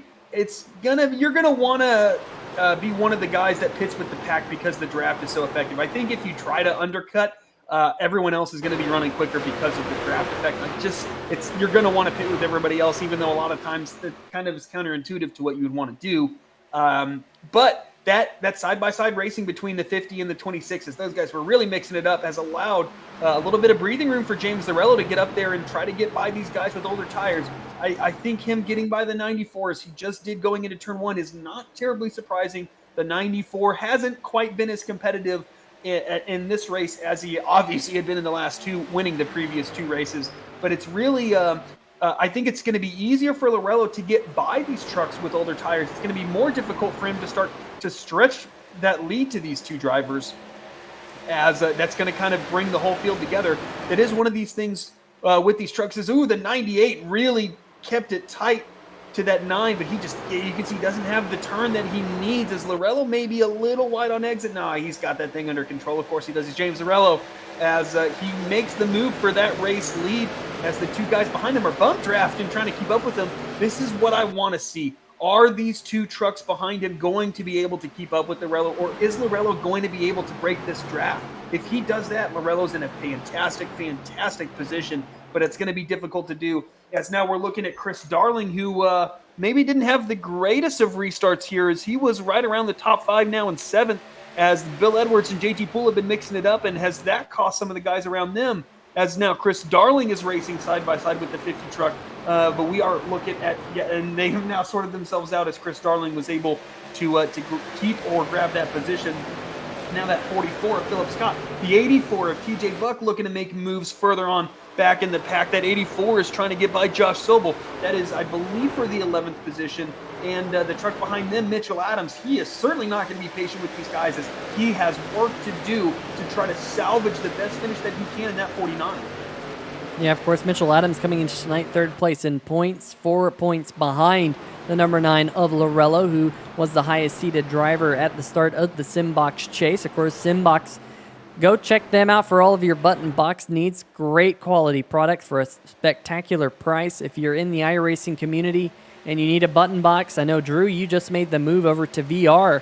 And when you're in VR, it's very important to have buttons within reach of your hand so you can know where those buttons are and what those buttons do. Button boxes always important in sim racing. Go check out our friends over at Simbox. There's a link in the description to tonight's race. Meanwhile, battling up in front of them, Philip Scott in the 44 machine trying to get around Travis White in the 23. Been a quiet night for Travis White. We were kind of highlighting him a little bit earlier, just around the halfway mark, but that number 23 machine at that point was running around the 15th position here, or then, I should say, but now battling for the 9th position with that number 44, Philip Scott.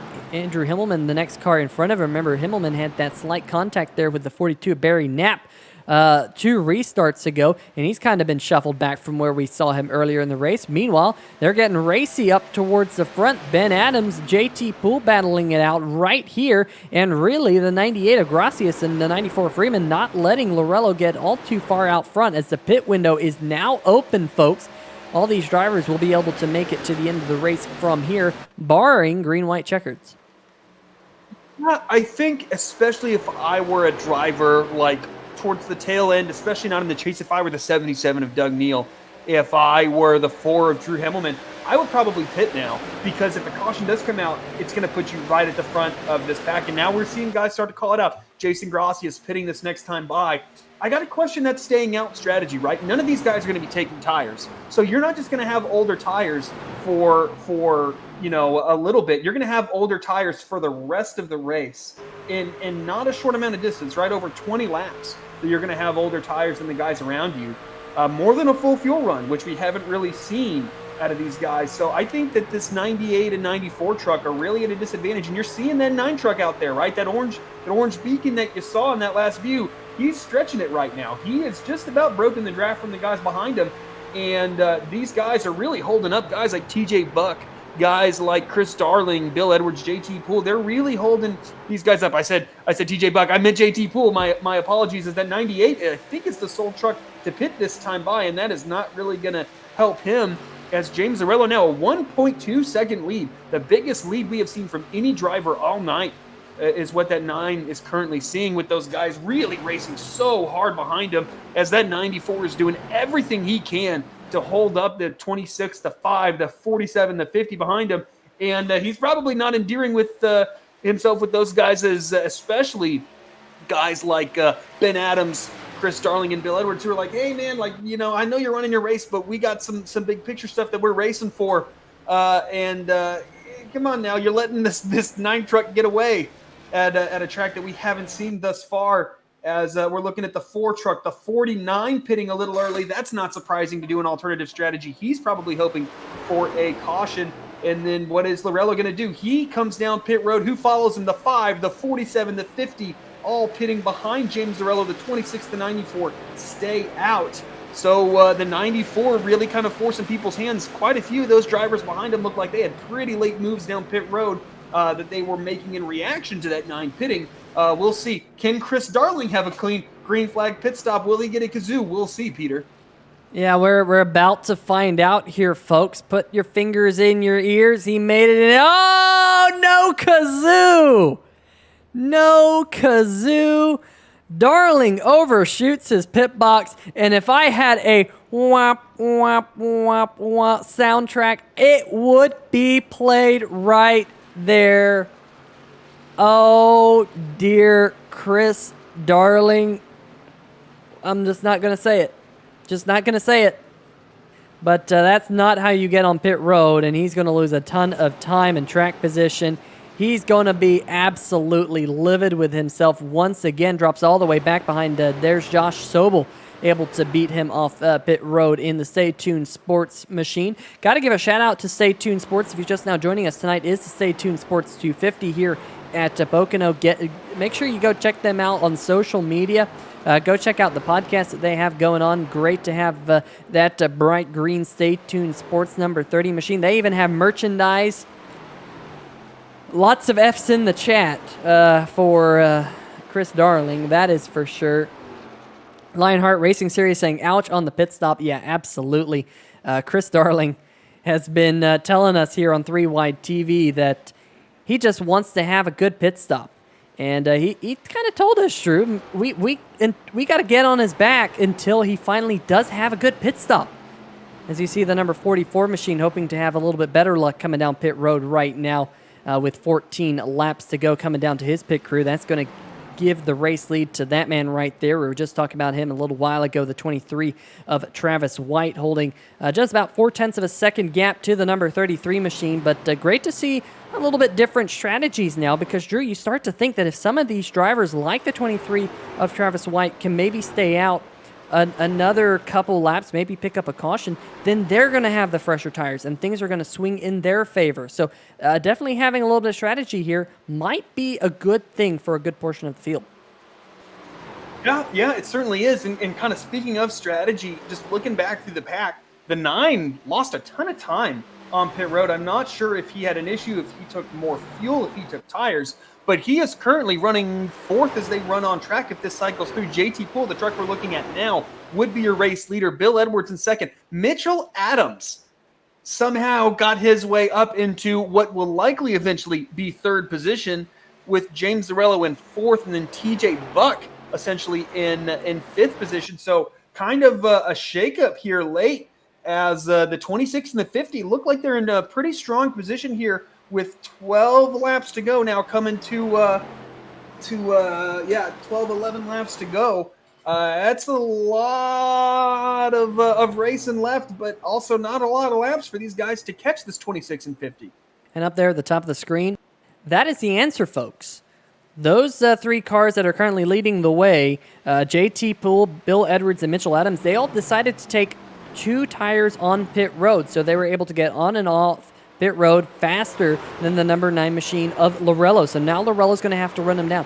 Good news for Lorello is he does have the draft. He is able to draft off the back of Mitchell Adams, as we've seen those 2 drivers battle pretty much the entire night until the 49 receiving the end of longest line penalty for that restart infraction about 20 laps ago now or so. I gotta say, good job by the 49 machine. I think that strategy is going to work out in his favor, especially considering the fact that he didn't have all too many laps on the left-hand side of that race car. There he is right in front of Lorello right now.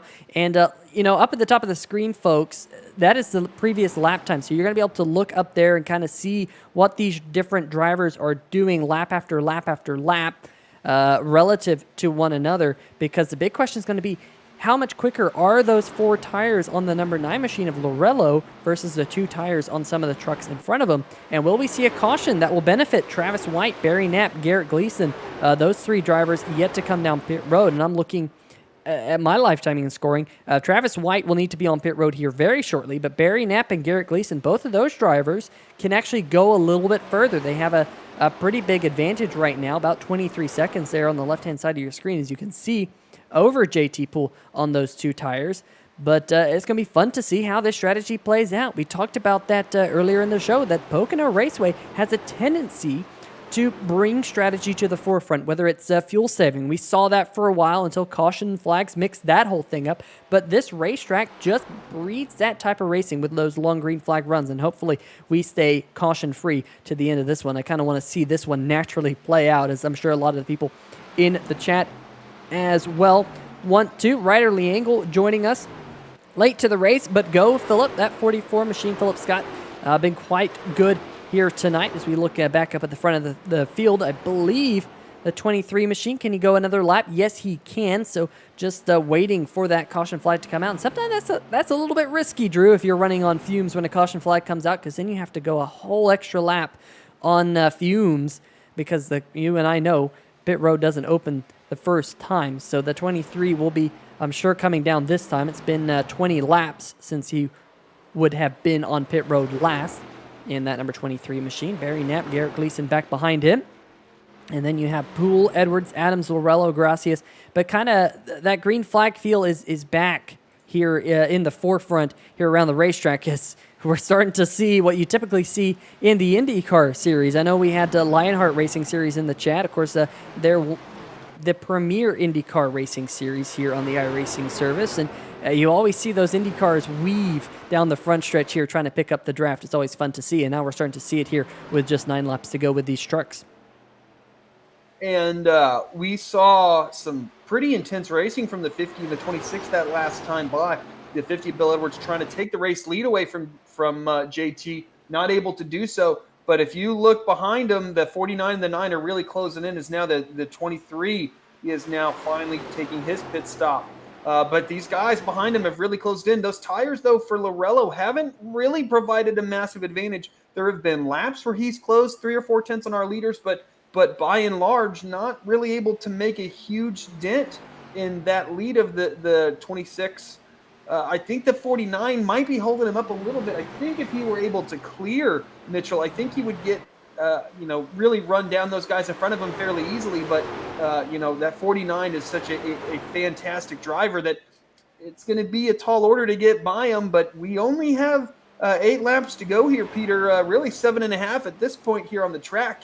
He's going to have to get it done sooner rather than later because he doesn't just have that time to make up. He has to pass each one of these trucks. And if he leaves that with too few laps left, he's certainly not going to have enough time. Yeah, he does have 7 laps to go this time in that number 9 machine. Comes in tonight as the Simbox Truck Series points leader. It is the first race of the chase. 2-point lead coming into tonight over his teammate, the number 50 of Bill Edwards, who now conveniently runs 2 positions in front of him. But here comes Lorello. Got a draft off of the number 49, Mitchell Adams, your reigning Simbox Truck Series champion, trying to rally back from that infraction a little while ago. But Lorello gonna just sweep on by the 49 machine. That's 1 in the rear now. That's good for all you Lorello fans in the chat. I know we had Will Worsler rooting on Lorello earlier on in the night. Don't know if you're still here, Will, but that number 9 machine trying to get his way towards the front here in the closing stages, with JT Poole still holding an advantage over Lorello's teammate there, Bill Edwards. And we saw it took a couple laps there, Drew, for Lorello to finally get past Adams. Well, now he's going to have to run down these 2 in front of him, probably having a little bit of that aero wash that we talk about more often with Indy cars. But because these trucks punch such a big hole in the air, you get a similar effect with them. There's a lot of downforce you lose when you're in the draft of another one, and Lorello's going to have to overcome that and close in on the 2 trucks in front of him. We're looking at last lap times. Lorello, last time by, fastest truck on the racetrack. How about that, folks? That number 9 machine is coming in a hurry. He's led the most laps, trying to pick up win number 6 here tonight at Pocono. Yeah, he needed to get by that 49 about when he did, because I don't think he's going to manage to get by Bill Edwards this lap. So that puts 5 laps and 2 trucks to pass. That is the barrier between James Lorello and victory lane here at Pocono. A night in which he's been so quick, and man, he got right up against that wall through 2. It is certainly not because he is not driving hard enough, but how quickly is that teammate of his, the 50 truck, as we see the 6 of Doug Milner up high, letting these leaders have as much room as they need, as that 6 truck will now bring it down pit road.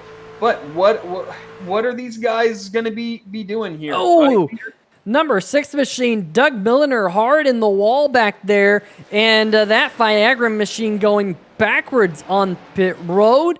I saw that one there from that very long angle shot that we had down the front stretch. Let's see exactly what happened to Doug Milner. He was up there against the wall in that Viagra machine and just shot down the racetrack. Did he lock up the rear brakes? Yes, he did, and unfortunately got it turned. Man, that is a pretty hefty hit considering he was trying to get on pit road, and I don't know, trying to pick up style points there perhaps. Drew working his way down pit road backwards, and is he going to get it into his pit box? And yes, he is, just like that. So that answers that question. How about that, folks? Doug Milner giving us a little bit of a show. Now, of course, while this is all going on, the one driver who's stayed out so far, and I take that back, Garrett Gleason on pit road right now in that number 907 machine. He gets back rolling right now in that Chevy Silverado, so that strategy not quite going to work out for Garrett Gleason, but I got to say, he was the only one to really try it. I can't blame him for trying. But now up at the front of the field, we have a new race leader. How about that? We watched that replay. Doug Milner with his antics. But up at the front of the field, how about Bill Edwards with his antics? He's finally gotten to the front. And can he get to victory lane here tonight? He's going to have to hold off his teammate because Lorello also able to get around JT Poole. This is going to be a great finish here on 3Wide TV, folks. 3 laps to go this time by. Yeah, JT Poole, unfortunately, that same point in the race, out of turn 3, while Doug Milner was having his drama, JT Poole got tight through turn 3 and popped that outside wall a little bit. You'll see a little bit of right front damage on that 26. I don't think it's really hurt the 26 too much, potentially, but what it did do is cost him a ton of momentum and allow both the 50 and the 9 to get by.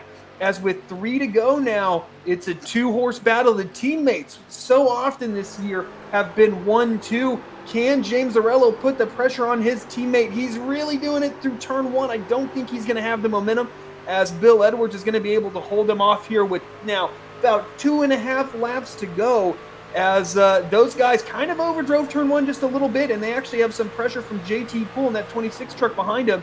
But the 9 has the tire advantage, and he's just kind of waiting for that 50 truck just to bobble just a little bit. And he will be right there, able to make a move on him as we are coming through turn 3. I think this is where tires are going to make the most difference. This is the corner that we've seen guys struggle with so much this race. The 9 gets a pretty solid exit here. Exiting turn 3 is now we are taking the penultimate lap, as the 50 truck will lead them, but the 9 got some good momentum. He's going to take it to the inside of Bill Edwards into turn 1. Can James Zarello make it stick? It certainly looks like he did. I don't think those tires of Bill Edwards are going to be able to really allow him to mount a challenge, as James Zarello takes the race lead here at Pocono.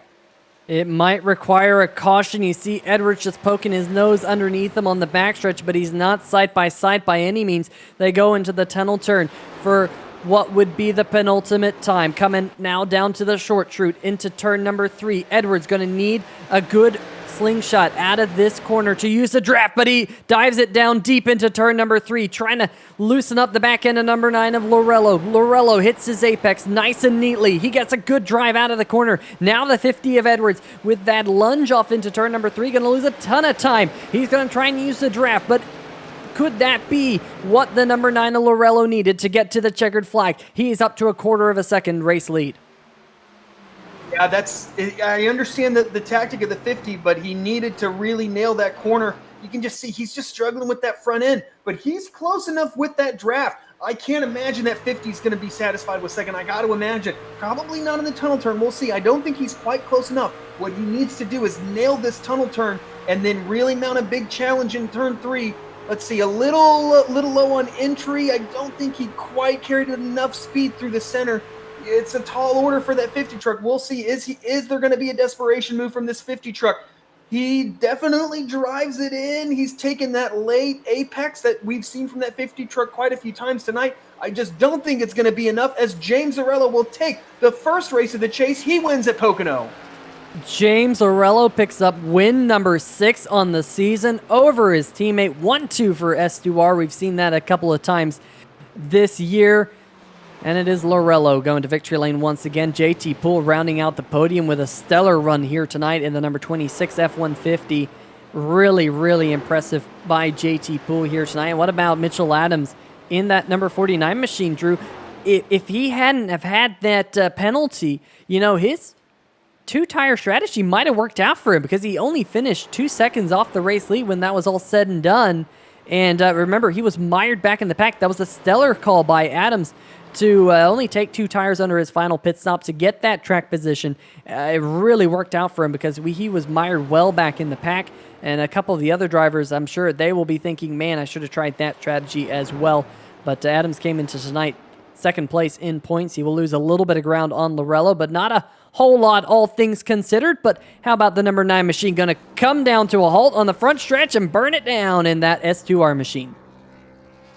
Yeah, I got to, basically reiterate what you said about Mitchell Adams. A fantastic recovery from that 49. I thought this was going to be pretty disastrous for his championship, his championship push, but he did what he needed to do. He recovered. He used an alternative strategy, and quite frankly, made it work better than anybody else. He nailed getting on and off pit road. He nailed his pit stop. He nailed his fuel. And I think fourth is a pretty big accomplishment given where he was with just about 15 laps to go in this race. A really, really great result for those guys as we see the S2R teammates burning it down. Another 1-2 finish for James Zarello and Bill Edwards. And, I said that Bill Edwards had been struggling a little bit lately. He certainly kind of shook that off tonight and had a great result in that 50 truck, as of course did his teammate, and they have put themselves in a great, great position for the rest of this playoff. Well, I think we talked about it last week, Drew, at North Wilkesboro, about how Bill Edwards just didn't seem to be the same Bill Edwards that we had seen just a month or two prior. and we said that he's going to need to step it up in the final 7 races, and here tonight, definitely he did. Well, folks, we're going to let these drivers celebrate here. We're going to basically step away for just a brief moment. We'll be right back on the channel. We're going to talk to your top 3 finishers, Lorello, Edwards, and Poole, as we finally finish the race number 1 of the Simbox Chase. Be right back.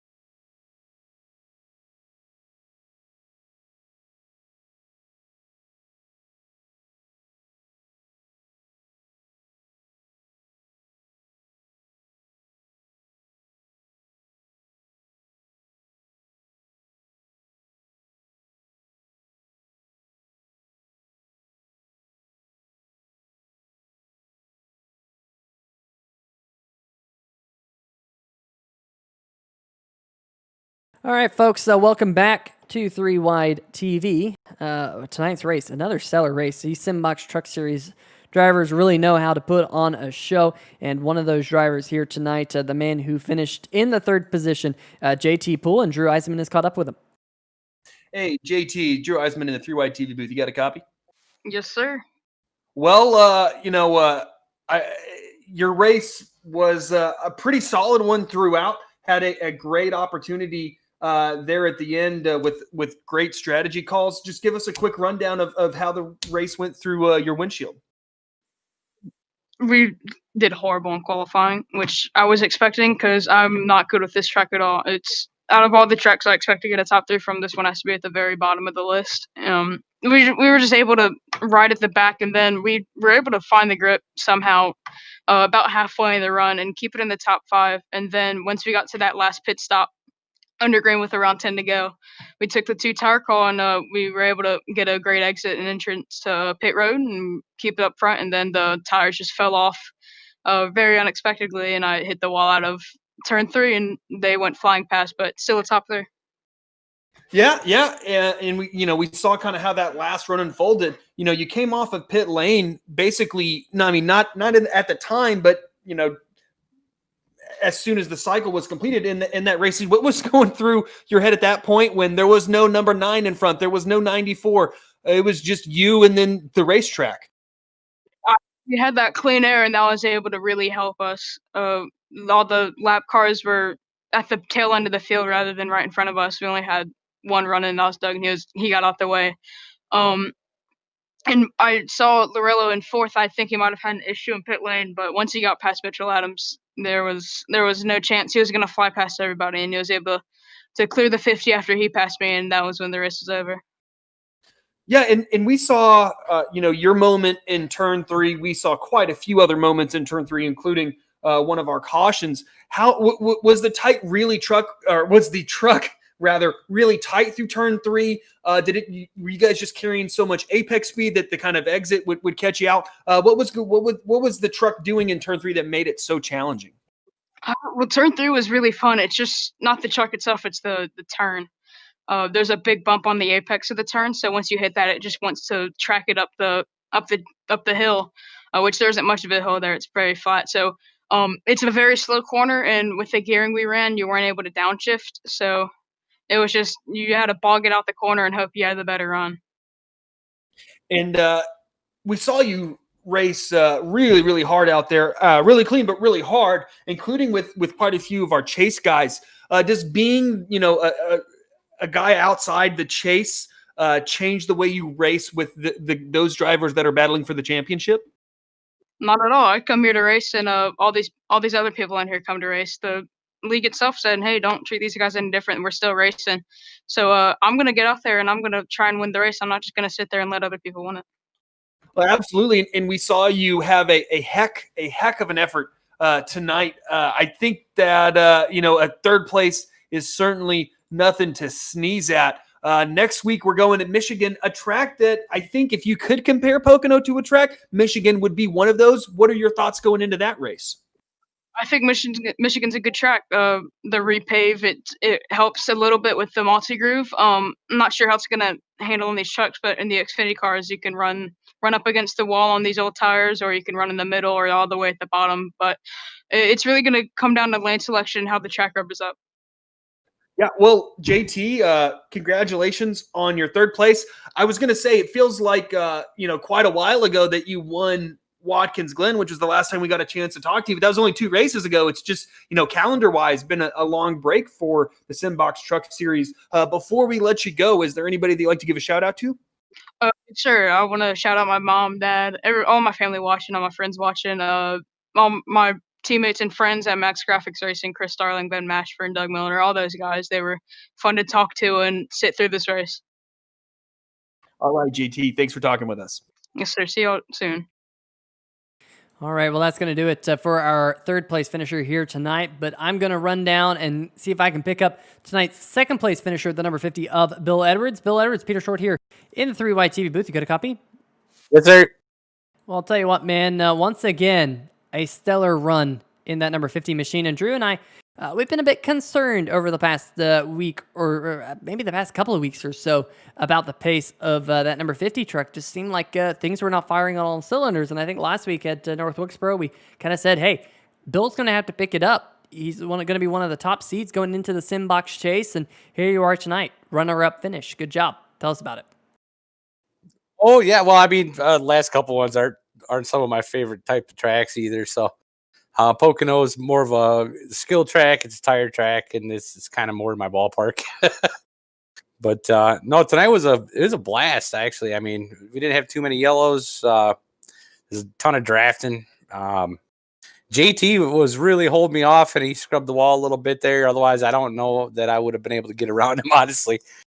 But yeah, no, it was a good race. So I'm happy to start off the chase here with a decent finish for sure. Wish I could have got the win, but James he's so fast and he got that inside run on me. And I thought about throwing some blocks and it would have been risky and everything else, but maybe next week I'll block him.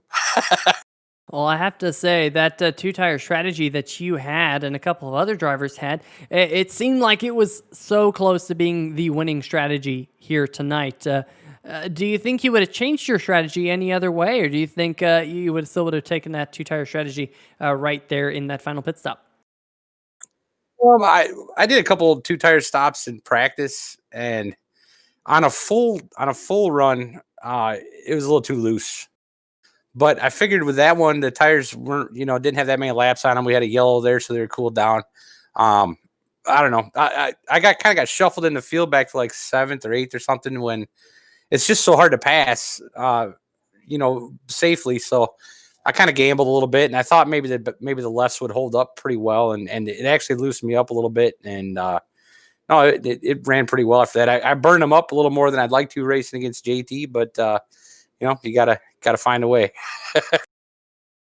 Yeah, absolutely. And I know when JT hit the wall and you were going to take what was then the race lead from him, I'm sure you were going, okay, this is an opportunity to get to the checkered flag, but just coming up a little bit short here tonight. But like you mentioned, great way to start off the chase. And how important is it to get off on the right foot? But we've already seen a couple of drivers here tonight already in the hole. Oh, yeah. I mean, it's basically a really short season now, so every race means a ton. So you got to come out and perform every week and make it work somehow. I got to get that W here in the chase still, so maybe next week. And you speak of that, what is now kind of like a short season. Next week we go to Michigan. Then after that, Talladega, where who knows who's going to walk away with the win at Dega.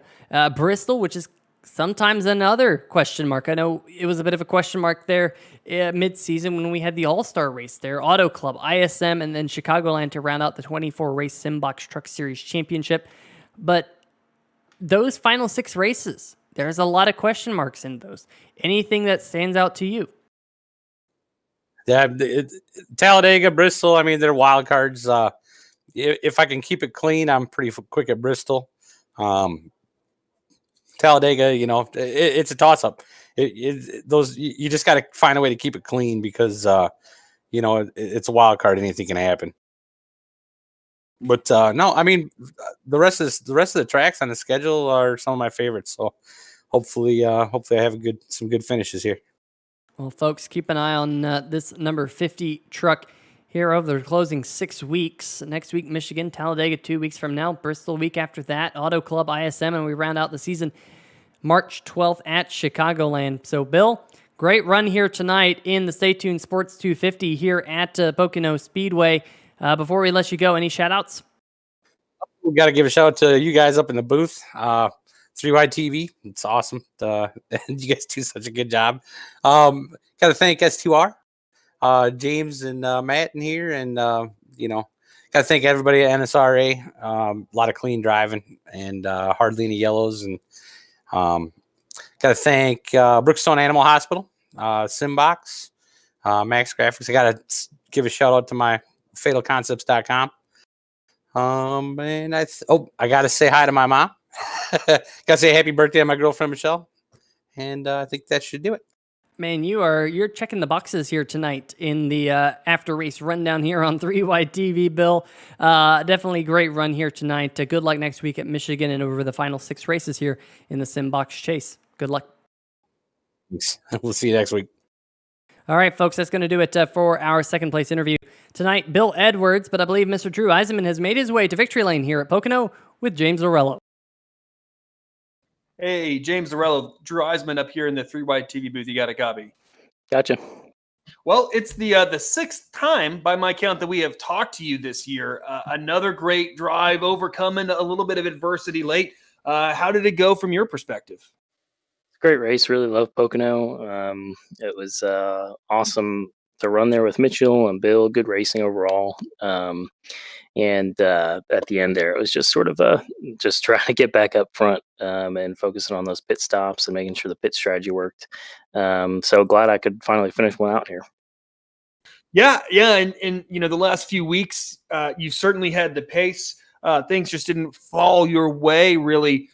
This week, though, if it weren't for that late race caution, both Peter and I thought you might have not been able to make it on fuel. Was that what was unfolding? Were you going to have to make an extra pit stop relative to the guys around you?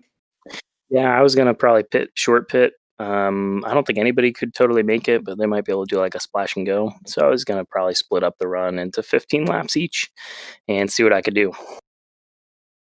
Okay. I think by our perspective, there were 2 or 3 guys that could have made it. So I think actually that caution really worked out in more ways than one. Yeah, absolutely. I think that 98 probably could have made it. He had, I believe, two 18-lap runs to do, which I think was pretty doable. But speaking of that actual last run that unfolded, taking 4 tires, what went into that thought process? And when you came out of the pits behind those guys in front of you, what was going through your head? Yeah, I thought about it too late about taking 2 tires, and Bill said he was taking 2, and I was like, that was a smart call, man. Good job. That was definitely the call of the race by him. I didn't know if I would be able to get back by him because I figured there weren't enough laps on the left sides to really make that much of a difference. So I was just trying to pace myself, not overrun the tires too much, and get back up there with at least a couple laps left. Yeah, you absolutely did, and we saw a lot of racing today that looked like it was really heavily influenced by the draft. It seemed like you were the quickest guy out there, but that draft kind of let those guys kind of catch back up to you and maintain that track position with you. How big of a factor was the draft tonight? Yeah, it was huge. If you were within a second, you could catch that guy in front of you. And so on all those long runs until like the last 2 laps, I couldn't shake anybody because they would just pull right back up to you. So it made it competitive for sure, but once you got outside 1 second is when you would lose the draft. So Mitchell was able to really stick with me, and if I got around him, he could have passed me a lot more if he wanted to. He was just sort of being kind, I think, but we could have traded and swapped back and forth because that draft down the front stretch. Yeah, kind of speaking of that, it took you a little bit to get by the 49 truck as well, when you were kind of not quite making as much ground up as both, I think, Peter and I expected you to early on. Were you thinking, oh man, I think this thing's out the window? Yeah, I was, and I was just trying to not. I was running too easy because I was afraid that I was going to burn off my stuff, and then we'd be even at the end. So I was trying pacing myself a little bit too much there early in that run, and just finally I just said, "Look, I got to go," and I was able to get by him. Well, James, I don't think this chase really could have started off better for you. You had the dominant truck tonight. I don't think anybody was really close on pure pace. I think had this been a ghost race, you would have won by a substantial margin if draft wasn't a thing. But we do have some tough tracks coming up. We have Michigan. We have Talladega. Do any of those stick out to you? Yeah, I just think that they're all going to be tough. I think with the draft, and going to need some luck. I'm going to need to, put. Hopefully, they'll, those two maybe won't have too many cautions, but it's going to be close. There's not. I don't think there's going to be a race there where I can for sure win or anything like that. I think they're going to be close races, and I just got to get some consistent finishes here to stay at the top of the leaderboard. Well, James, you seem pretty unshakable thus far in the Truck Series. Even when things don't go your way, you seem to never lose your cool. That's exactly what happened tonight. You kept your composure. You did what you needed to do, and you brought it home to victory lane for the sixth time this season in the 2021 Simbox Truck Series. Before we let you go, is there anybody that you'd like to give a shout out to? Yeah, thanks to this whole league and Simbox for sponsoring Max Grafix, and Brookstone Animal Hospital Lucky Dog Award. That's really cool, and they've been on board all year. So I'm glad we're in the playoffs. Excited about it. I'm excited to be in there with Bill. I know we're going to get a little more racy here as it goes along. I think if we were a couple races in, he would have blocked me there. So I'm excited for to finish off the season. Let's see how it goes. All right, James. Thanks for talking with us tonight. Have a good one. Well, Drew, definitely a stellar night here tonight. Great way to start the Simbox Chase. And definitely going to be 6 great races, I'm sure. These drivers, each and every week here, Drew, always impressing me with how well of a race these drivers put on. Let's bring up tonight's final race results, however, with Lorello taking home the race number 1 of the chase here in the Simbox Truck Series. Bill Edwards coming home a very close second. Those two S2 are teammates. 1-2 yet again. JT Poole finishing in third in the 26 Mobile. Mitchell Adams, your reigning Simbox Truck Series champion with that 2-tire strategy, which really worked out for him, finishing in fourth. Jason Gracias in the number 98 machine. Best showing we've seen out of Gracias in his 3 career starts here in the series. Philip Scott coming home in 6th in the number 44 machine. Great job by him. Ben Adams inside the top 10. Only 4 of the 10 chase drivers finishing inside the top 10 here tonight, Drew. That's a little surprising, I must say. But Adams there finishing in 7th. Jason Freeman in 8th. Last week's race winner and winner of the race the week before at Kentucky. There, Andrew Himmelman finishing in 9th. And Joshua Sobel rounding out the top 10 here tonight, Drew. Yeah, and a guy that had some troubles on pit road, especially that last stop, Chris Darling. Those mistakes ultimately cost him a top 10 as he will finish 11th. Doug Neal, a good solid run for that 77 despite being involved in some kind of early race drama. He will bring it home in 12th. Jeffrey Johnson Jr., he seems to do this every race, which is why he made the chase.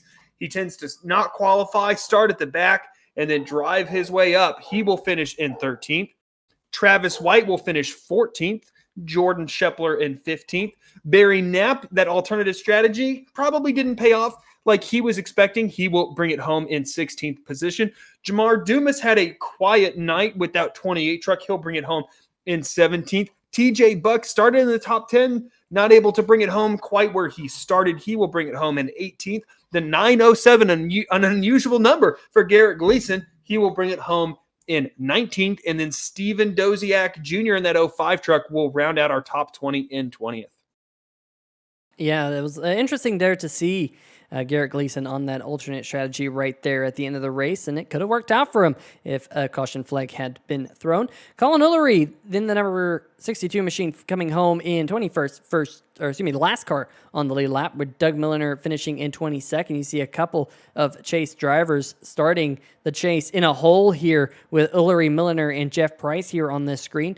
Van der Kooi finishing in 23rd, 24 laps down. Nathan Maurer in the 971. Those two trucks had a coming together there right with about 24 laps to go. Justin White finishing in 25th in the number 2 machine. Tony Lucarelli had Grafix issues in the number 41 machine. That's why he came to a halt there on the backstretch, kind of out of the blue, and wasn't able to get back in the number 41 truck here tonight. Ben Mashburn finishing 79 laps down in the 24. Ray Heilig in the number 7, involved in a couple of early situations, and that number 7 truck only made it 12 laps into the show tonight. Jeff Price, we saw him have his issue out of turn number 4, put it in the inside fence, the first real retirement, as Stan Hausman there rounding out the field here tonight, not able to make the green flag. But folks, we, of course, always have to give away the biggest mover of the race award, brought to you by Taz Racing Customs, specializing in making the best custom diecasts, both in iRacing and of real-world racing cars. So make sure you go check them out if you're interested in a custom diecast. And, of course, this week's award goes to Doug Neal in the number 77 machine. And I got to say, Drew, that number 77 machine of Doug Neal, remember, he was involved in that big accident, had a lot of damage on the front of that truck, but able to stick it out, battle it out, and have a pretty respectable finish, all things considered, there in the 12th position after a long 250-mile event right there. See, it started 30th, finishing in 12th, so Zumi picked up 18 positions per that graphic. Very, very impressive for Doug Neal in the Simbox truck. Of course, a big shout out to Simbox. As you can see right there on the hood, the link to them, facebook.com/SimboxPC. There's a link in the description. Make sure you check them out for all of your button box needs. Of course, got to give a big shout out to tonight's race sponsor, Stay Tuned Sports with Jimbo. Make sure you check them out on social media, as well as the podcast that they put together for all of your sports needs. Definitely very interesting. I follow them on Twitter, and they have a lot of good insights. So make sure you check them out and follow them like I do. Also a sponsor on the number 30 machine of Josh Sobel. Other series sponsors that we want to give a big shout out to here tonight is going to be we usually bring them up a lot more than we saw here tonight, but of course, Brookstone Animal Hospital giving away the Lucky Dog Award here, Sim Racing Shirts, Lynchburg T-Shirt Company, amongst others here that put together the Simbox Truck Series. And Drew, race number 1 of the chase in the books. 6 more to go to crown the series champion.